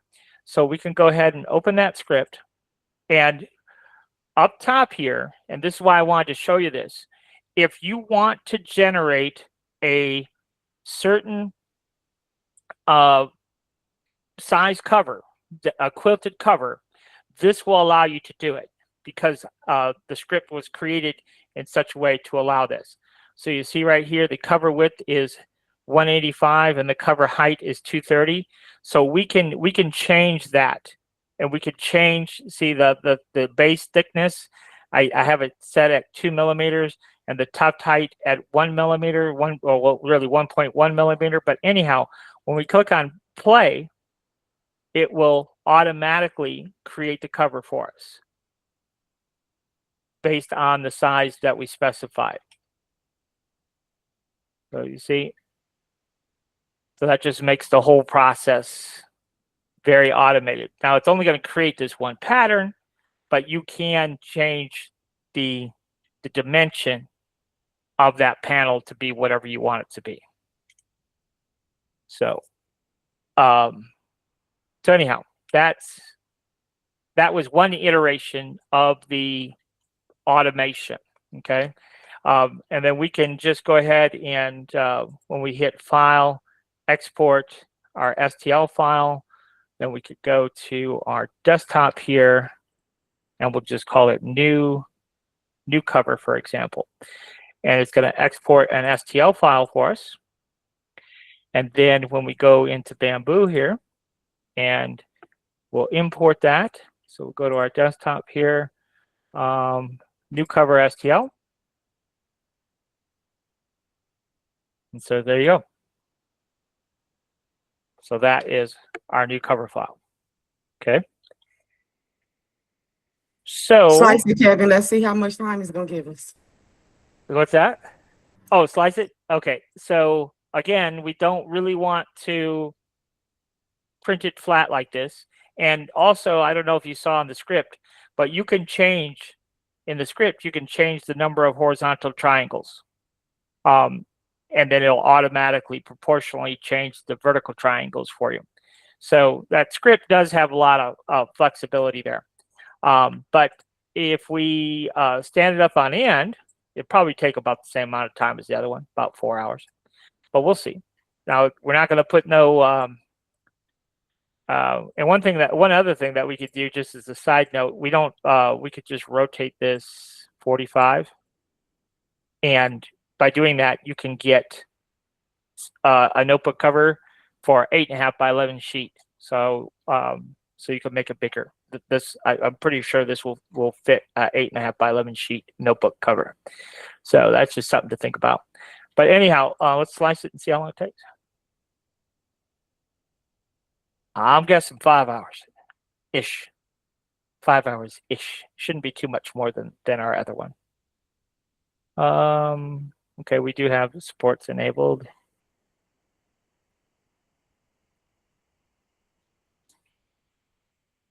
You can usually tell how long something's going to take to print by how long it takes to slice. So sure enough, 5 hours-ish, 5 hours, 14 minutes. But in order to get a nice, smooth, quilted texture like this, we definitely would have to print it standing up like that. Okay, so that's just something to keep in mind.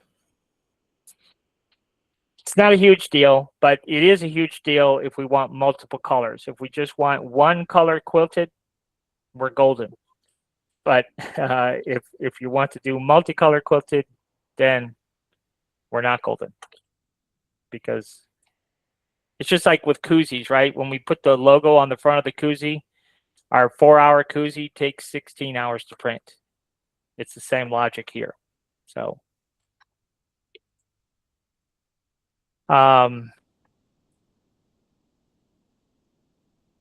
let's do, hey chat, can you make me a disc-bound notebook cover artwork for back to school SpongeBob inspired design?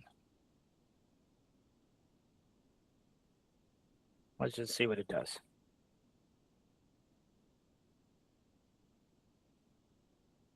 I would venture to say a lot of the notebook covers that you're seeing floating around, the notebook cover designs, are probably mostly created with chat.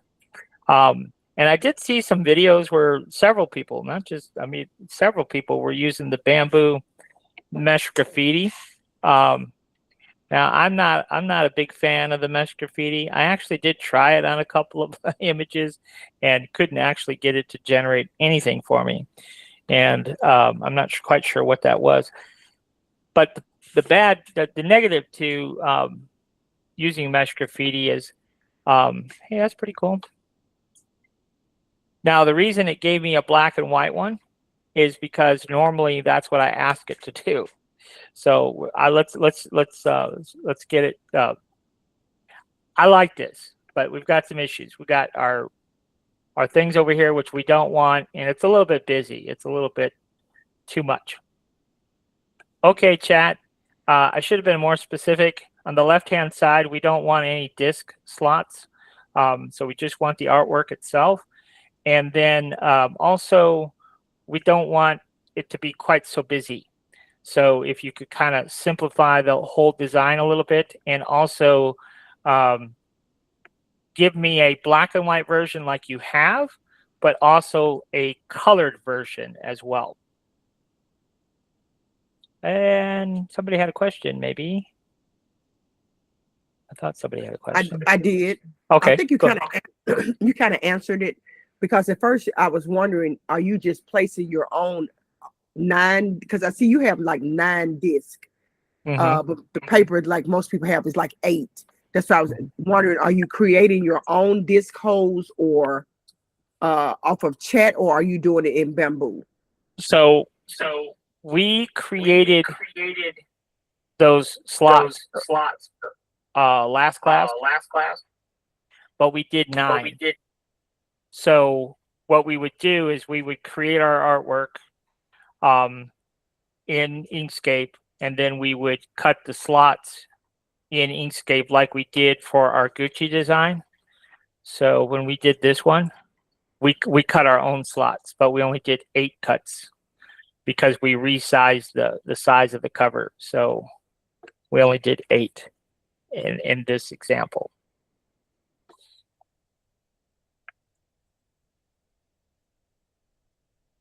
Okay. Well, I like this, right? This is a much more simplified design, yes, but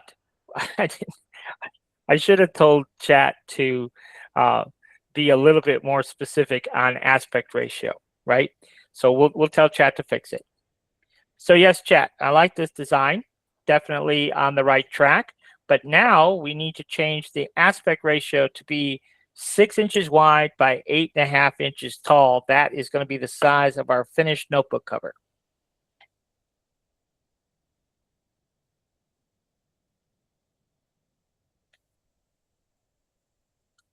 So you could see how very quickly and easily we can generate artwork using chat, and we could tell it to create us virtually anything. So, and you can even take images of something you see. So let's and you can say, okay, chat, create me some artwork based on this image, the provided image inspired by this image. So it won't create the exact same thing, but it will create something similar to whatever you gave it. So if you see like maybe the front of a coloring book, right, at the store, or a backpack, right? You see like a design on the backpack, whatever the case is. Now, I don't think this is the right aspect ratio. I'm sorry, chat. I should have been more specific. Each image, the black and white image, and then the duplicate color version, each image has to be an aspect ratio of 6 inches wide by 8.5 inches tall. And ideally, what I really want is 2 separate image files. So you could be super specific, and you know, sometimes it takes a little going back and forth, and sometimes it's really good, and sometimes it fights you the whole way. But we'll see what it gives us here.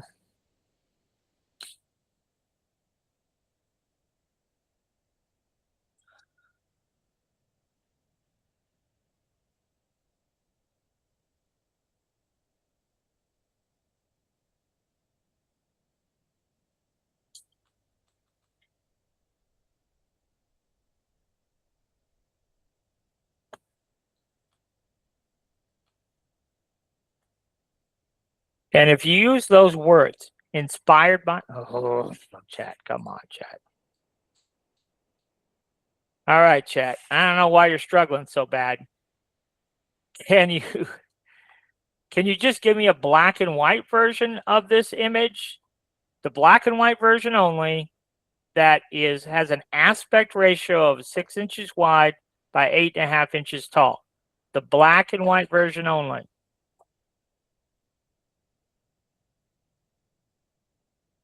Now let's see if it will cooperate with us. Sometimes you have to cuss it out.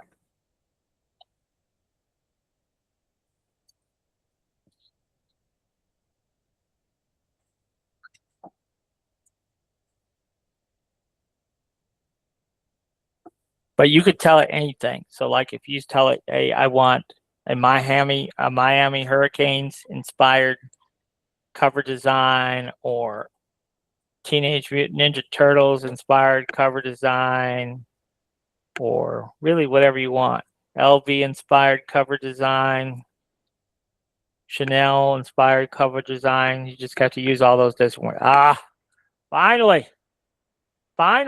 All right, so we're going to right click and copy. That's cute. This is what we need. So we're just going to right click and copy. So of course we know that this is what we need for Inkscape. So let's go ahead and pop over to Inkscape. So we'll hit File New.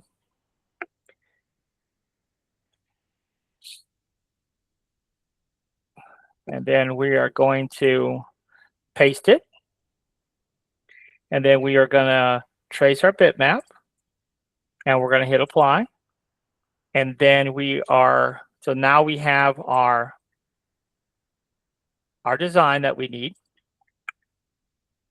And then we're going to come in here, and this design is, so this might be the right aspect ratio. Let's just try it here. So we're going to go to inches, but it's not the right actual finished size. So let's change our height, and our height is going to be, what did we say, 8.5 inches? So then you see our width is 6. You see that right there? So we could just, it's so close to 6. It ain't even funny. So you see now so now we do have the proper aspect ratio. That's our real size of our notebook cover. So now we're going to come in here to path, and we're going to choose break apart. Now it's going to take a minute because there's a lot of bits and pieces to this. Okay. And so now we're going to take our big piece here, and we're going to go to object, lower to bottom, and we're just going to give it a color. It doesn't really matter what color. And then we're going to do the same thing with our next piece as well. So we're going to give it a different color, and let's go ahead and let's do object, lower to bottom. But this time we're going to just bring it up 1. So we're just going to bring it up 1, just like that. Okay. So now this is what we got left over here. Okay. So now you can kind of see what's going on here. So remember, these two pieces of basically eventually that's going to be black. And really, that's probably not even going to be black. Let's go ahead and delete that. This is just going to be a solid color, period. So it doesn't really matter what solid color we give it right now, I guess. We'll just give it like that color. Let's see here. Do we want that? Let me think here. I guess we do need that other green piece that I deleted so recklessly, because we need to be able to define his shoes here. So yeah. So now we can, let's take a look. So if we have, let's go back to chat here. We do have a color version of this right here. So we have a reference to it. So we know what is supposed to be what.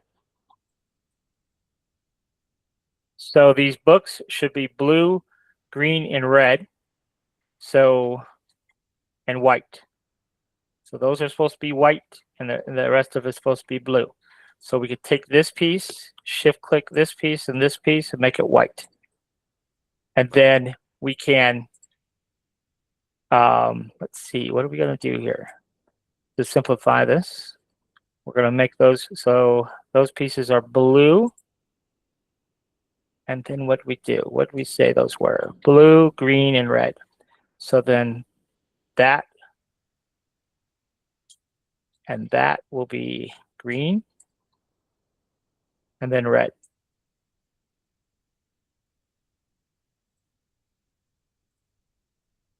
Right, and then our apple is red. So this piece actually becomes black. Let's go ahead and make that black so we can kind of see this a little bit better now. But this piece becomes red. And then this piece becomes green. And this piece, just delete it. So, but our green piece is there, but we're going to go object, raise to top. What's going on here? Maybe we didn't get the green color made. Doesn't look like it. There we go. So now you see that is looking like it's supposed to look. Now this, the original image, you could see this was yellow and this was kind of a tan, and all these little speckles were different colors, right? You see all those speckles were different colors. So for our design, because I don't think those would really 3D print very well as they are, we'll just go ahead and delete them.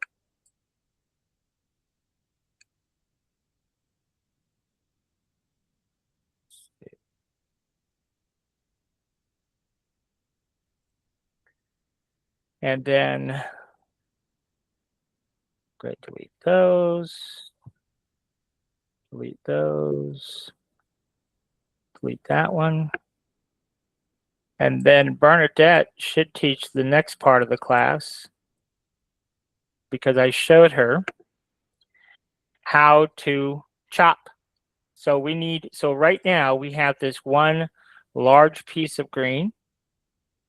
And what we have to do is we have to chop this in half because the top half is going to be the yellow background. And then the bottom half is going to be the tan of the sand, right? So she and I were working on a file the other day, the cardinal design. So we had to cut some pieces apart here. So go to our pen tool to accomplish this. So we'll go to our pen tool because if we look at this, let's just look at it real quick as it sits.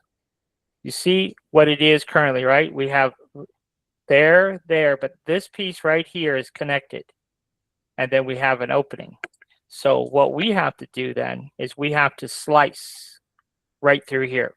So we have our snapping turned on, and then we're just going to go to our pen tool, which is the B key on our keyboard. It's right here. That's where our pen tool is. So we can just click, and then we're going to click right here. Then we're going to come straight across and click right here and go up here.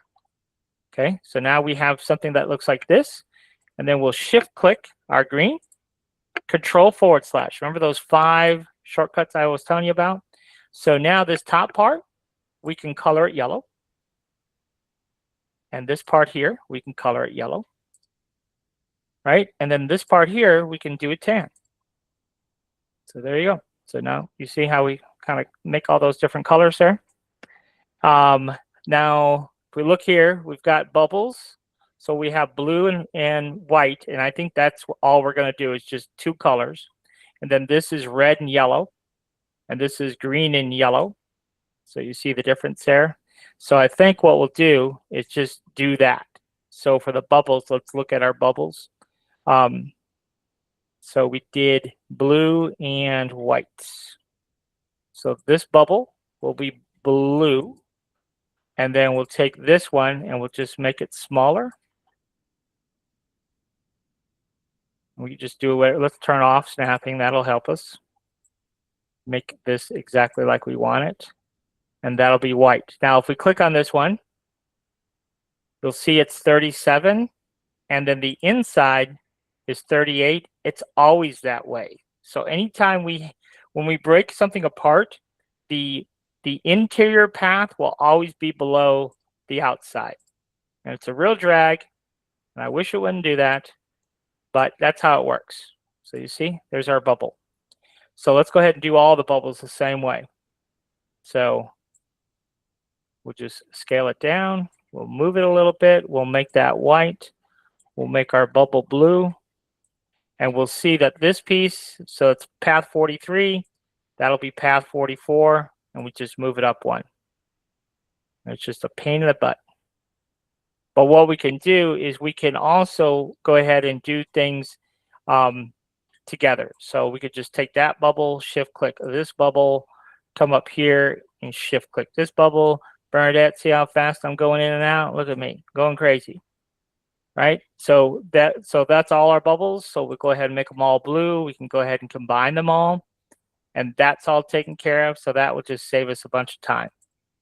And then we can kind of do something similar here with the white. We'll just scale each one of these down like so. And then we'll come up here. This part we have to do individually. The next part we can do it all together.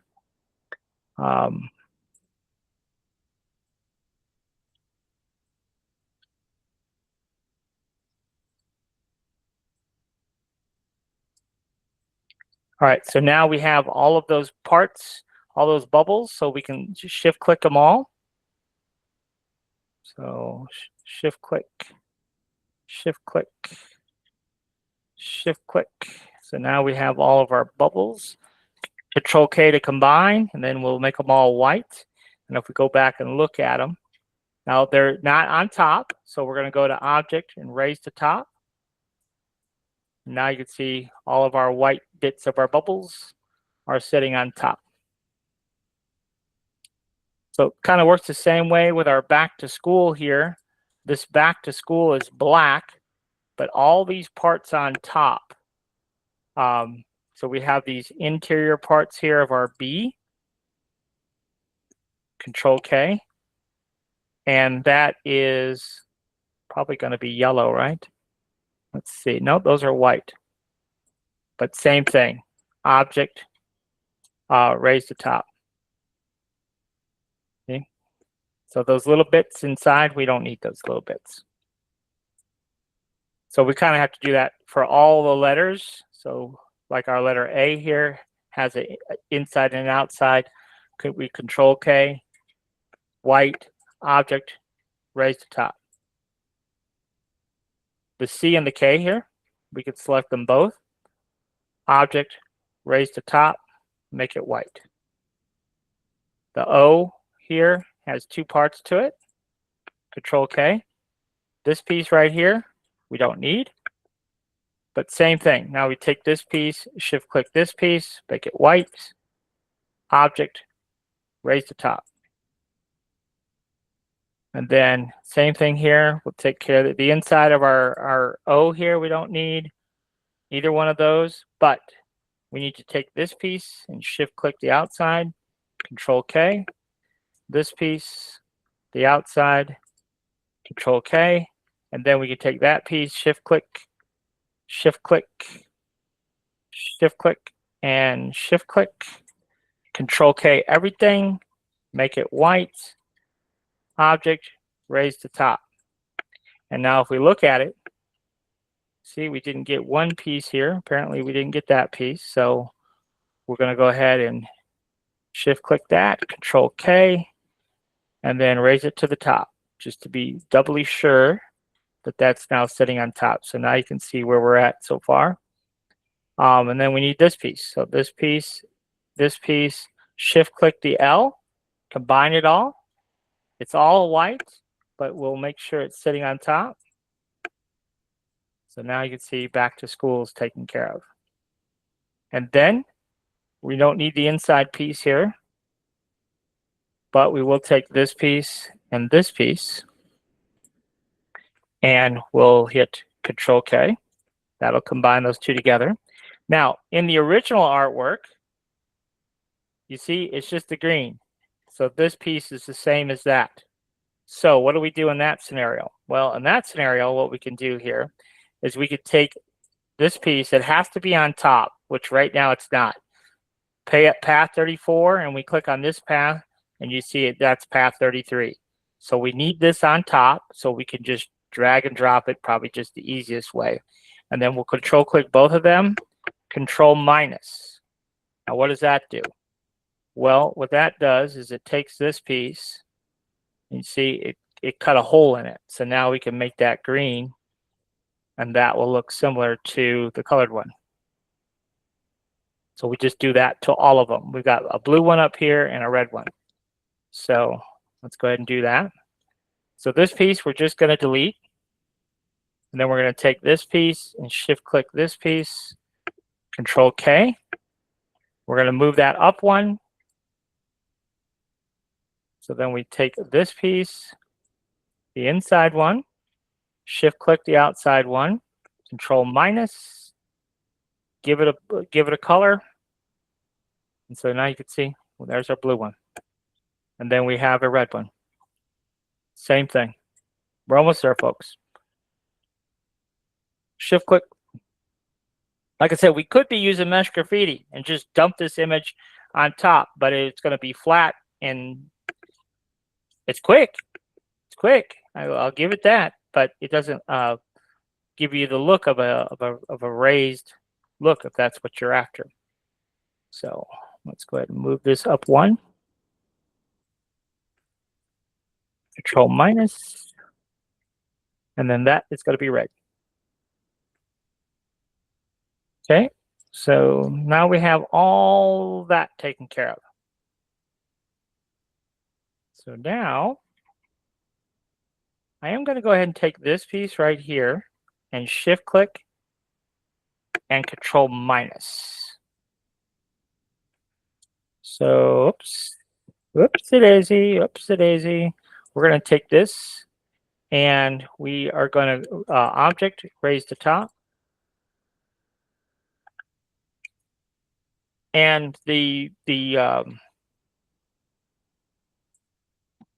let's see what we did here. What did we do? Okay, this, we're going to select all of our letters here. Control K. And object raised to top.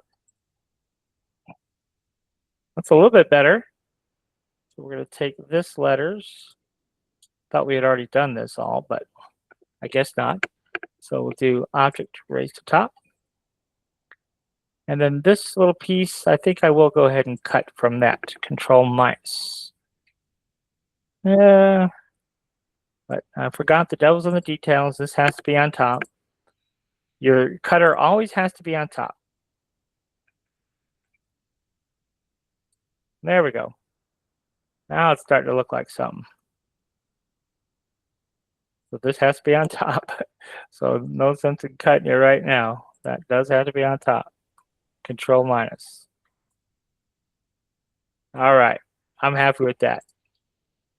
We deleted those little pieces on the inside, and same thing up here on the B. So I'll be satisfied with that.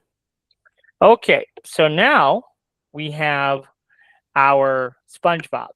Okay, and so, and all the various little elements to him. So we can take these pieces, we can go object, raise to top, and we are going to combine those, and we know those are his brown pants. And then we have his tie. So we'll take both pieces of his tie, shift click both pieces, Control K to combine those. We'll make them red, and then we'll go put those to the top. And so you can see there, we've got those going on. And then we're going to take this and this, both of those, Control K, and we're going to cut this black piece of SpongeBob, Control minus. Yes, devil's in the details. We got to make sure that those black pieces are on top of. So we're going to Control K and then object, raise to top. And then we can shift click our brown and cut through them. So now you see we've got that going on. Okay. So, and again, sometimes what I like to do is just turn parts off if we're done with them, because that'll be a little bit less confusing for us to see what we've accomplished and what we still need to accomplish. So those pieces, with that needs to be white. I'll probably make those two white. You can see this hand is white. This piece is white. So let's make all those white that we can remember white. So that was this and this. Let's do this. I'm just shift clicking as I'm coming across. And that. Let's Control K all of that. Make it all one part. And then we'll raise it to the top. Ta-da! So then we could just turn that off. Wherever it is, we'll turn that one off. Okay. His arm, what color is his arm? His arm is yellow. SpongeBob is yellow. So we'll take this piece and this piece and his arm. Control K. Let's make it yellow. See, and it's the same as the background there. So let's go ahead and turn him off. His pencil is what? His pencil is kind of a yellowy. Then these two parts are silver. That part is pink. His hand is yellow. So those are all things that we just have to go in and define each one of these things. So let's just go do it real quick. So we're just shift clicking all those parts. Control K to combine them all together, make them gold, raise them to the top, and then turn them off. We don't need to see them. This is yellow, and this is yellow. Control K, make it yellow, and for now, just turn it off. These two parts are silver. Shift click both of them. Control K, we'll make them silver. And we will object, raise to top. And then we'll turn it off. Then this is pink. And also his tongue is pink. I did see that. So let's go ahead and do both of those. And we may regret that choice, but we'll go ahead and make it pink. And then object, raise to top, and we'll turn it off. We're getting there. Slowly but surely, we're getting fewer and fewer pieces. So all of these little dots, all of that is going to be part of his sponge. So I don't know what color we're going to do those in, but let's just select them all so we can get rid of them. What we're going to do is we're going to shift click all these. And then we're going to go ahead and Control K those spots into one. And let's give it, I don't know, like one of these weird colors. But I did not raise it to the top, so let's go ahead and do that. Raise to top. Let's go ahead and do that. All right, so his teeth are white, and this little piece is red. So we can just go ahead and make that red, turn it off, and then his teeth are white. So we'll go ahead and make those white, Control K, and turn those off. What are those little pieces? I thought we dealt with those. Let's see here. Aha, those pieces are black, and that's why they still exist.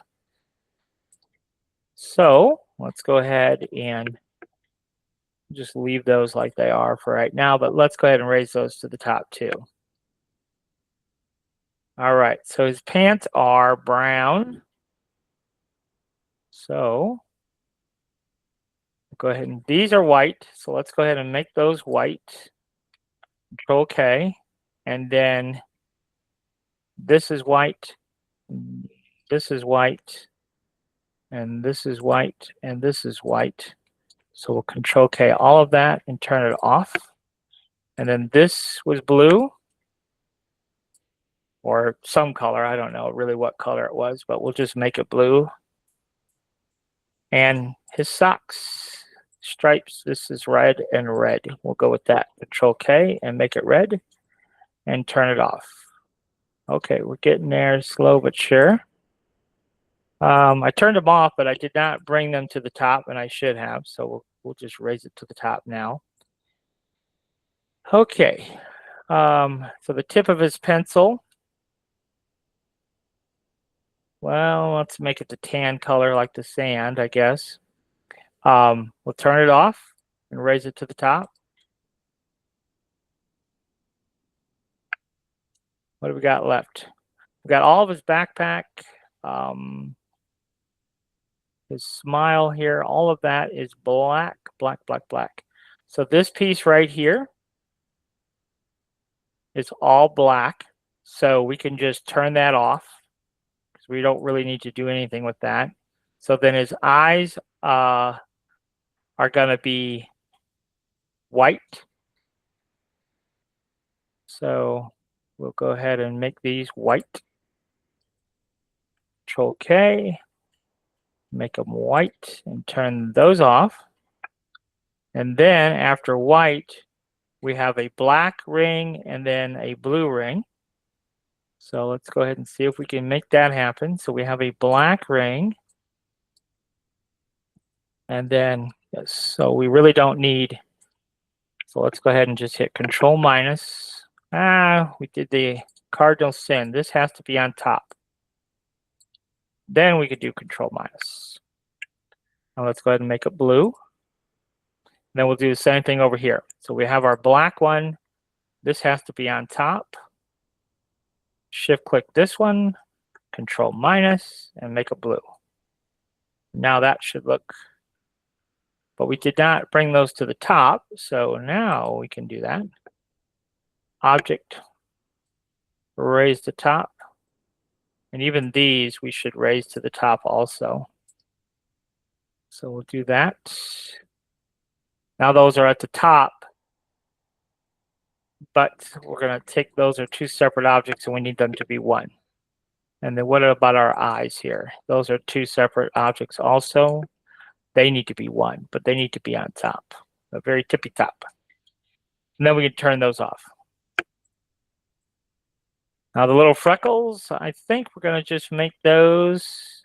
I got them red here, but I think we're actually going to make them black. So I don't think we're going to have red there in his cheek at all. Control K, yes. And then we're going to make them black, which they already are. We'll raise those to the top.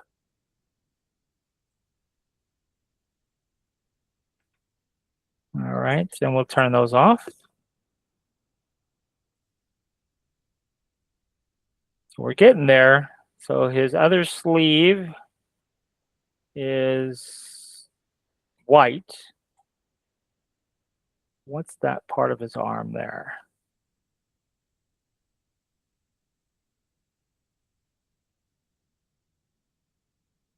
What am I looking at here? Why does that look different than this? Well, that part of his arm is white. So, and then that part is yellow. So we'll go ahead and object raise to top. Turn that off.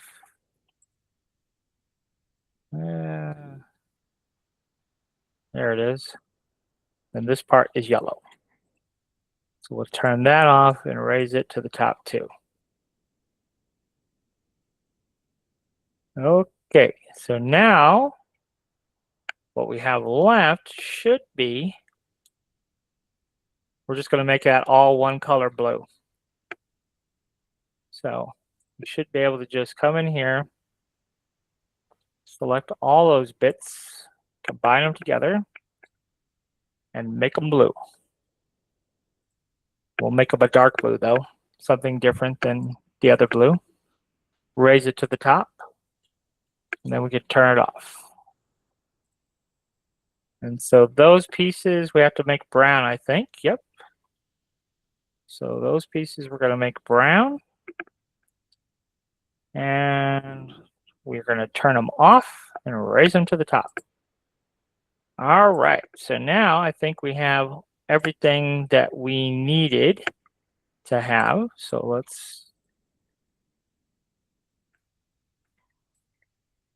So we're getting close now. Now there's a lot of parts here that are not. Let's see here. How are we going to do this? Let's select all of this and turn that all off. And then this, and we'll turn that all off. And then this, and turn this off. And all of that.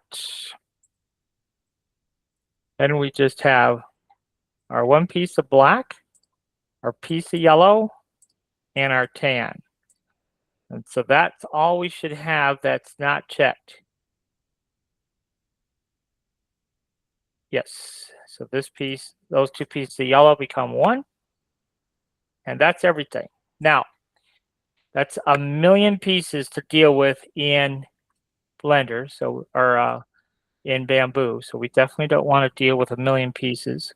So we have to consolidate this, but this is where we're at to begin with. So let's turn everything on.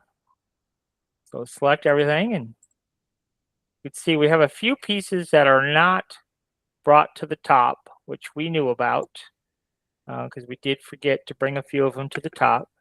So, for example, that piece right here, we are going to raise to the top. And apparently we didn't give those the right color. So those are going to be white. And then we have these two pieces here. Those should be white as well. So those for his collar there. And then this piece here, let's go ahead and raise it to the top. That will give us our mouth and our eyes, but then everything else inside, we'll have to raise that to the top as well. So now you'll see that and his teeth. So now we've got that, and then finally his eyes. So object raised to the top. So now we have his eyes, and then we'll have the rest of his eyes.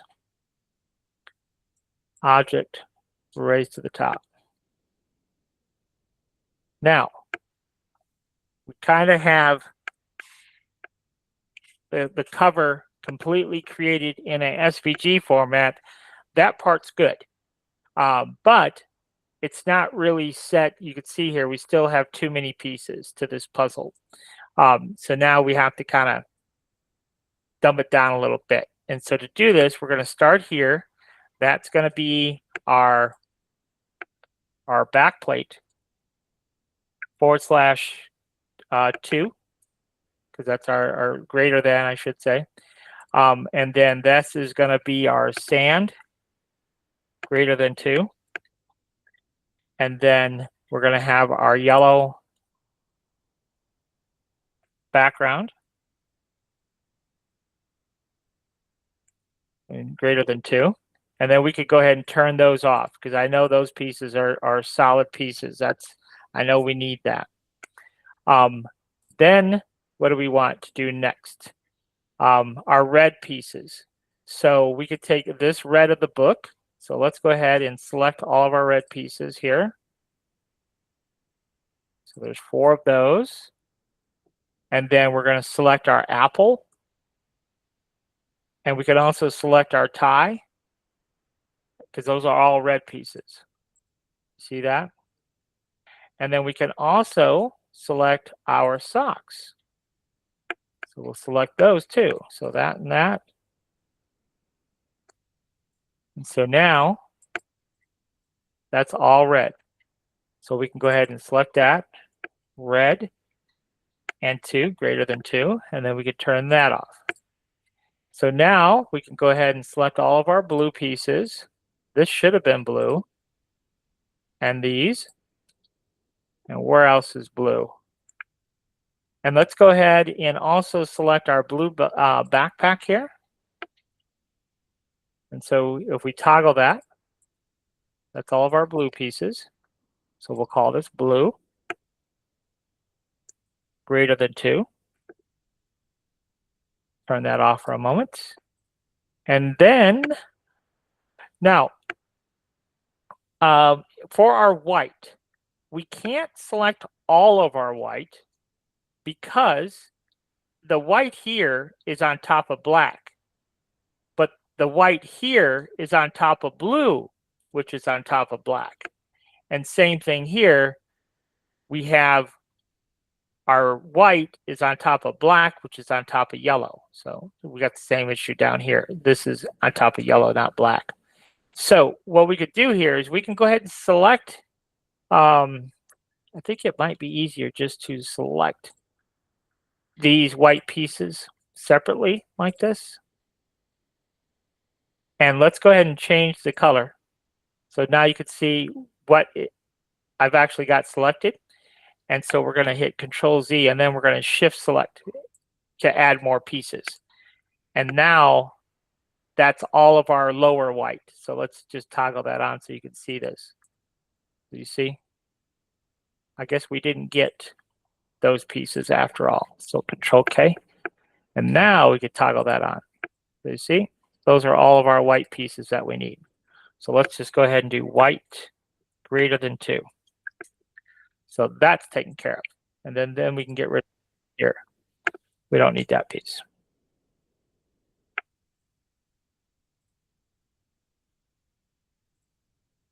Somebody's trying to get in. We'll let them in. Okay, so this piece and this piece, we're going to make those both brown, same brown. So we'll call this brown. And then we'll turn that off. And then we've got all of our green pieces here. So we're going to select that and that. Let me think here. I think that green's going to have to be separate. I could be wrong about that. I probably am wrong about that. Let's just go ahead and combine it. We may regret that choice, but for right now, we'll run with it.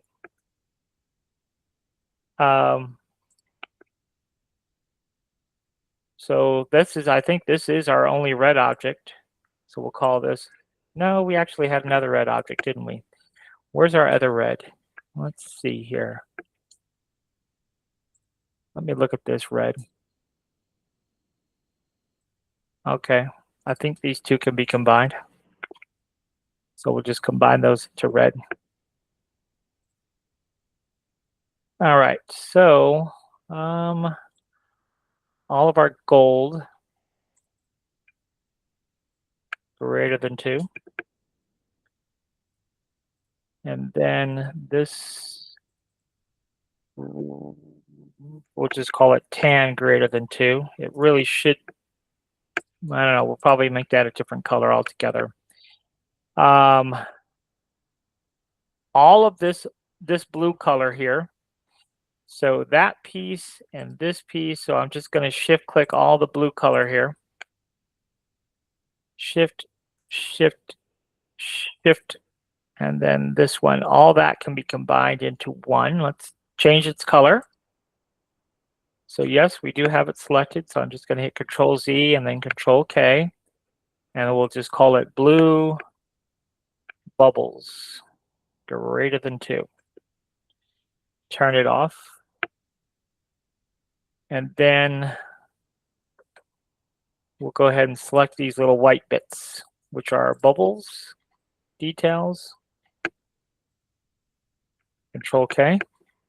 And if I toggle those, we can see those do, in fact, all turn off.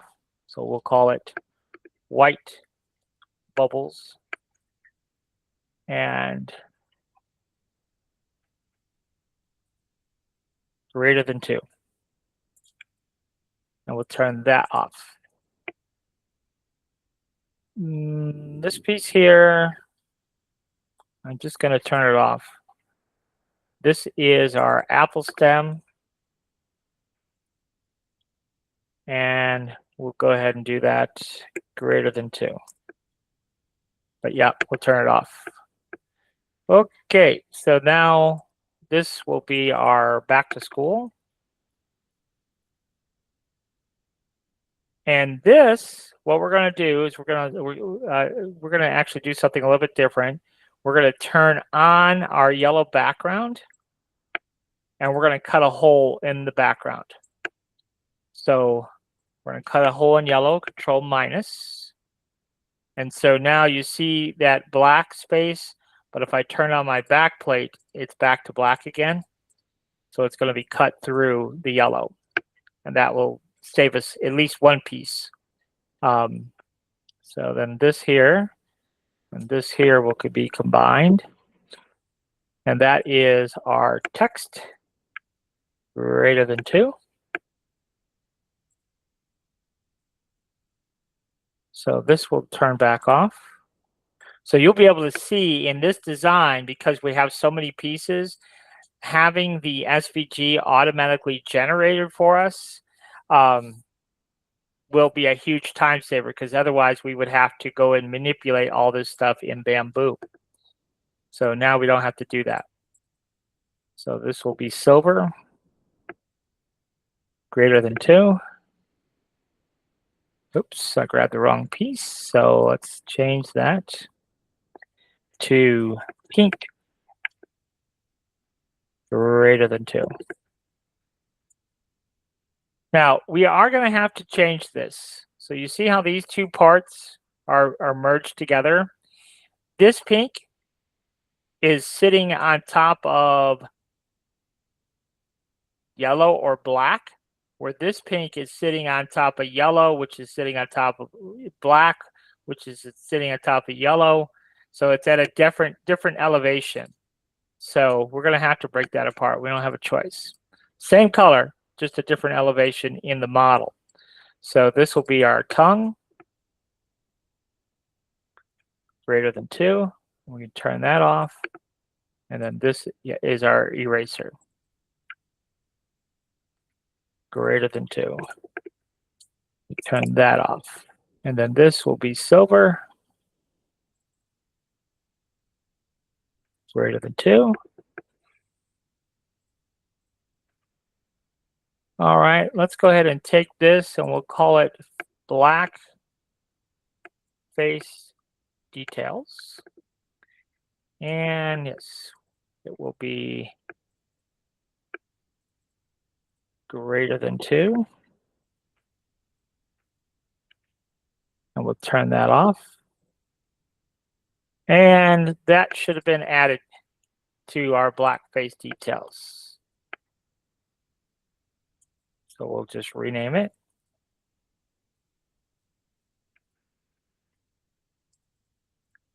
Greater than 2.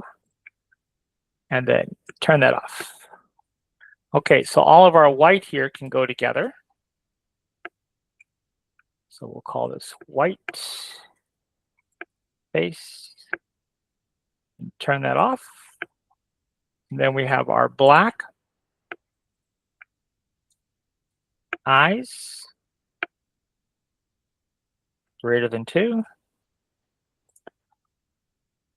And then hopefully tomorrow you'll be able to see this 3D model automatically generated. So we'll call this blue eyes, greater than 2. And then what do we got? Just our yellow shapes. So we have that, this, and this. And we'll call it yellow, greater than 2. Turn it off. And then that is red. Don't know if we'll actually have that in the design because it's really thin, but maybe we will. Then we have these pieces. So we'll call it sponge, greater than 2. And so that has to be on top of yellow. I do know that. So there you go. So now all of our pieces are defined. Whoa, I didn't think we'd have that many pieces with that design, but we got a slew of them. So you can see we've got a couple of issues. Our black details. So there's our black face details. That needs to be above. Where does that need to be above? I guess that'll do it. There we go. So we have a total of 23 pieces. So imagine going into Bamboo Studio and naming all of those parts, coloring all of those parts, defining the thickness for all of those parts. Now we don't have to do it. So we'll call it SpongeBob. So now we have the SVG. We can do t-shirts, stickers, whatever we want. So it took us a little bit of time to make the SVG, but that is how you do it. And I don't know any quicker way of doing it personally. I wish there was. But at any rate, that's how you generate the artwork with chat. And then if you generate the artwork properly, then we can bring it in here and get it converted to an SVG relatively easily. But this is a pretty complex design here. So I am going to get the class files to you, and I will. Oh, I guess one thing we didn't talk about, we probably should just really quick, is with this particular design is adding the slots. I think someone had questioned how we would add the slots. And so we'll just do that real quick here. So I think that, so I'm just grabbing my rectangle tool. I'm going to turn on snapping.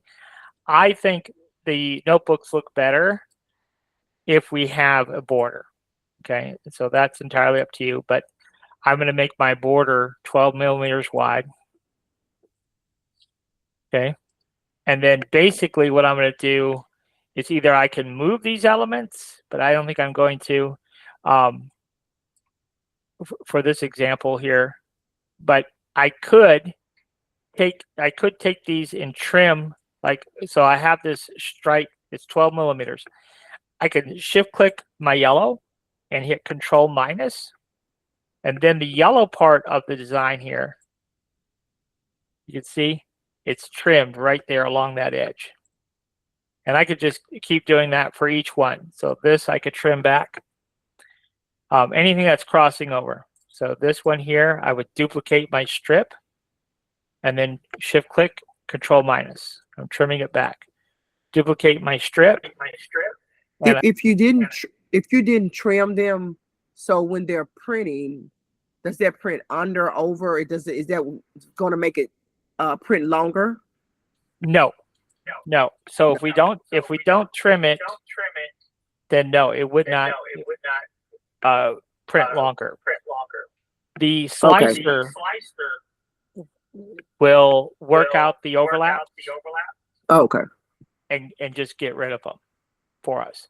Now, I don't really like that real thin border all the way around the edge. So I would do one or two things. I would just double click that and make it thicker. So we could take these nodes and just pull them up a little bit. So we could make that, see that bottom border thicker now.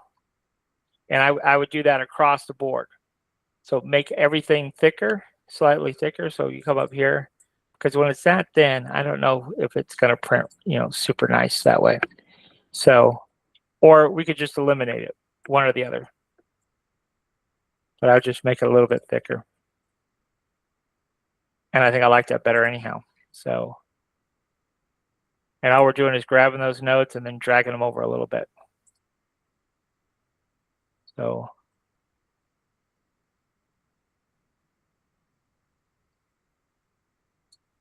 we can drag them back. And we're just eyeballing it. This is roughly the same thickness as this. Whatever your eyes tell you to do there. And same thing down here. So we just slide them over a little bit.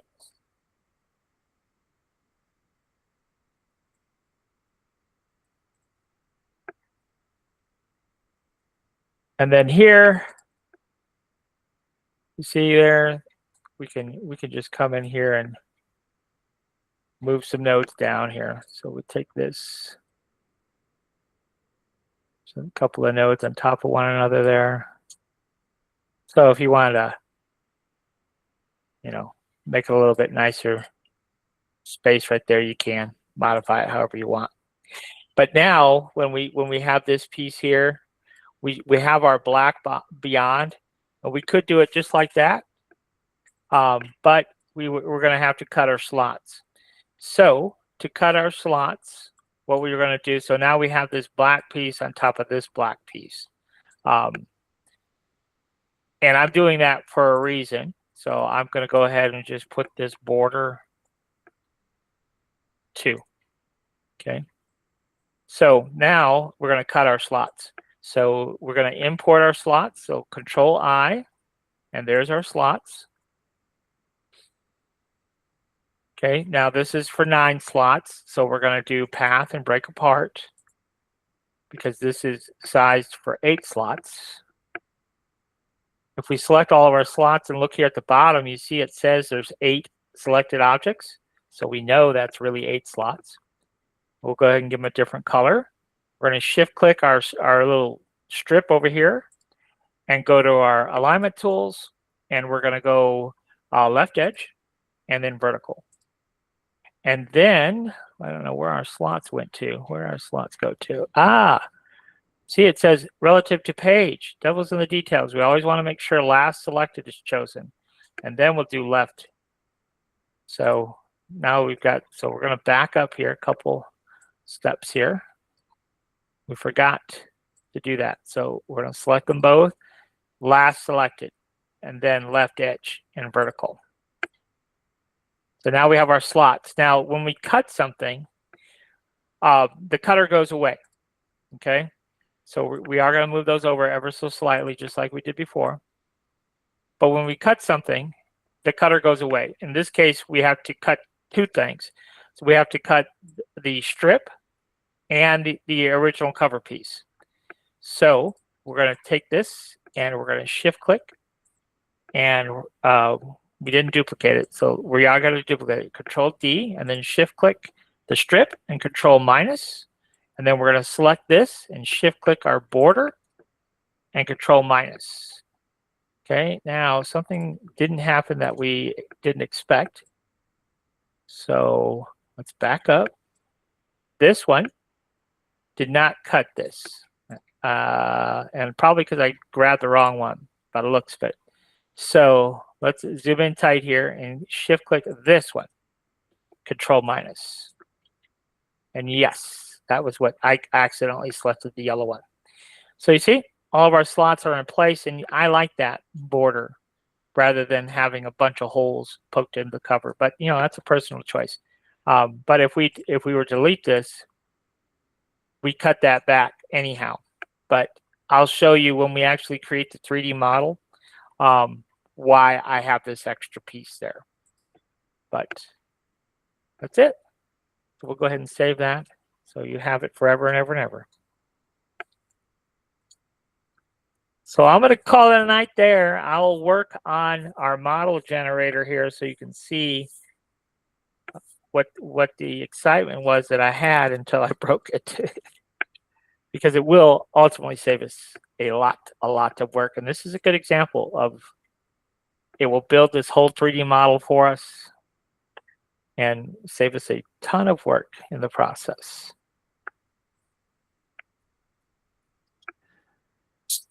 So any questions, comments, concerns before I let you guys go? I have a question. Is there a way to save the ones that you had to make the can openers, the little slots, save it on Bamboo, or do you just have to save it on your files? Okay, so if you come from the Tinkercad world, I feel sorry for you. No, just kidding. But you know how, I don't know if you've seen it, but for those Tinkercad users, you might know, we can import those negative pieces into Tinkercad as like a part. And so anytime that we need to cut a hole, we can kind of call that piece from inside Tinkercad. We kind of sort of do that in Bamboo anyhow.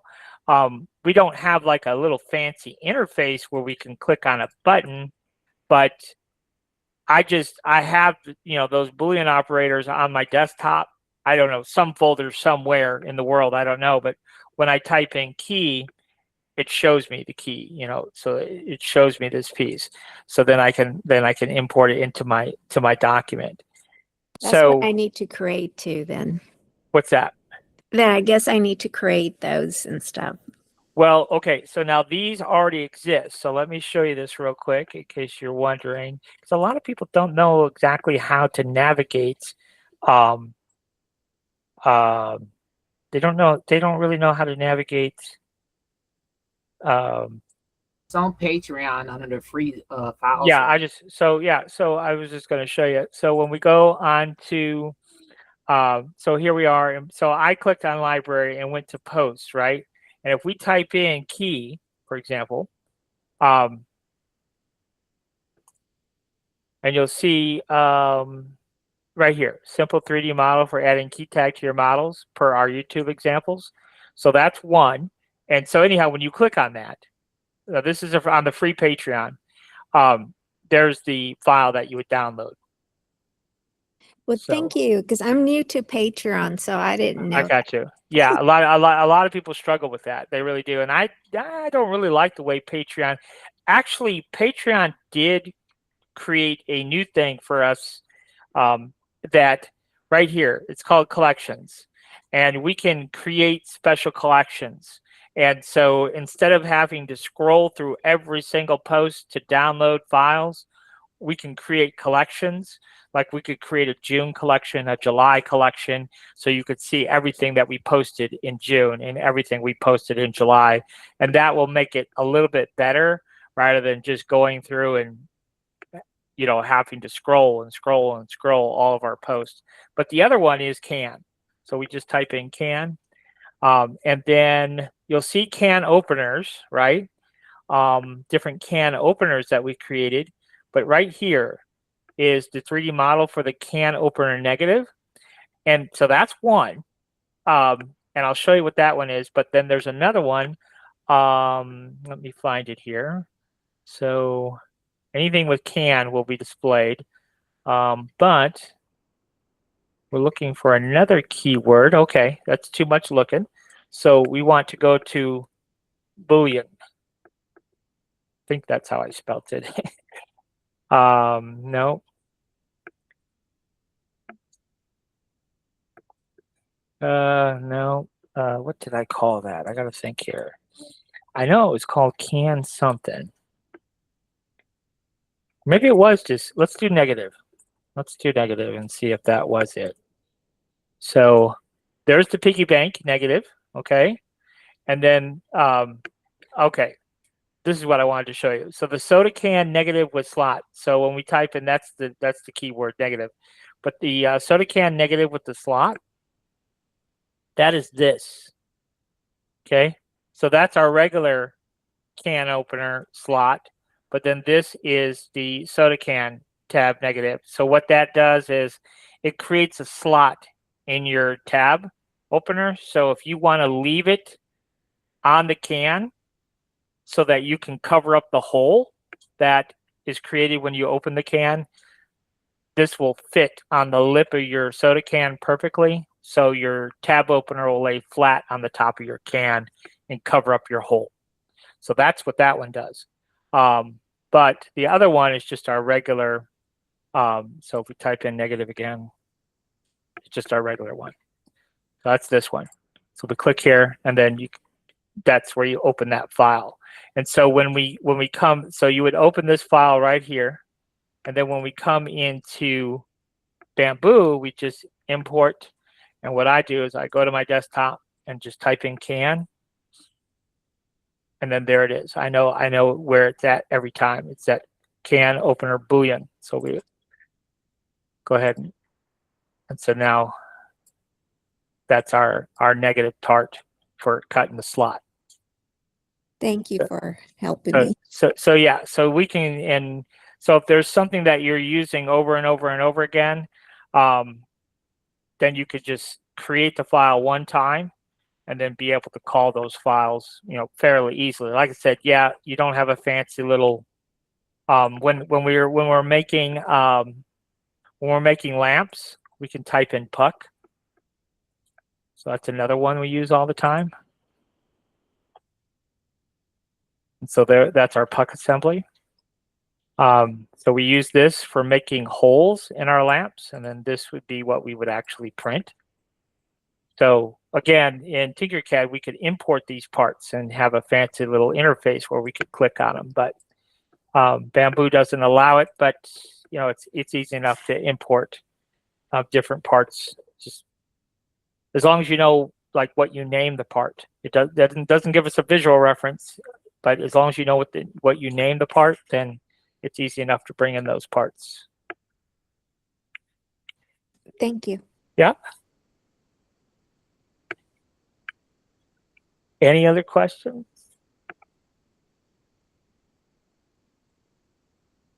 Great glass cab. Well, it's not great yet.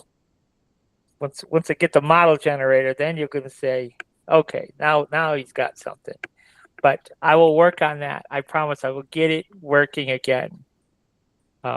Bernadette can attest to it. It was so slick. I don't know what I did. I busted it. It was working so fine earlier. So I should have just waited, but I messed with it after we talked a little bit, and I must have inadvertently broke something somewhere along the line. So I am going to try and uninstall Blender, restart my computer, reinstall Blender fresh, and see if that helps us any. I don't know.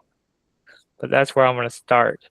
But the bad thing is, if it does fix the problem, I'm not going to know how to fix it, right? Because I don't know what the problem is. So I would almost rather try and troubleshoot what I did to Blender to make it not work, rather than just delete it off my computer and reinstall it, because that doesn't seem like much of a solution. Because so I don't know. But last resort, I might resort to that. Just delete it and reinstall it, because I'm pretty sure I messed up Blender somewhere along the way. So, but that's what happens, you know, when you're trying to create something.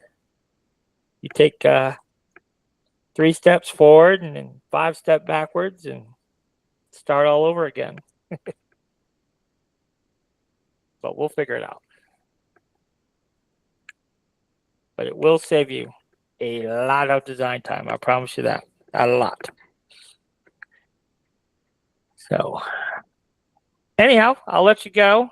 Monday, for sure, we'll do class again. But if I do get things working properly, I will be sure to post it to the Patreon. So you baddies get the first look at the future. But I'll have to make sure it functions before I can show you. All right, so I will see you Monday night. If you have ideas, designs, something you want to see for Monday, I will get these quilted notebook covers up so you guys can experiment and start printing. See what you think. Give me some feedback. So yeah, so I should have a lot of updates between now and Monday's class. But if you have a design you want to see demonstrated, whatever it is, you know the rules. Send us an email. We'll take a look at it and see if we can get it made for you. Thank you. All right, guys. I'll see you Monday. Thank you.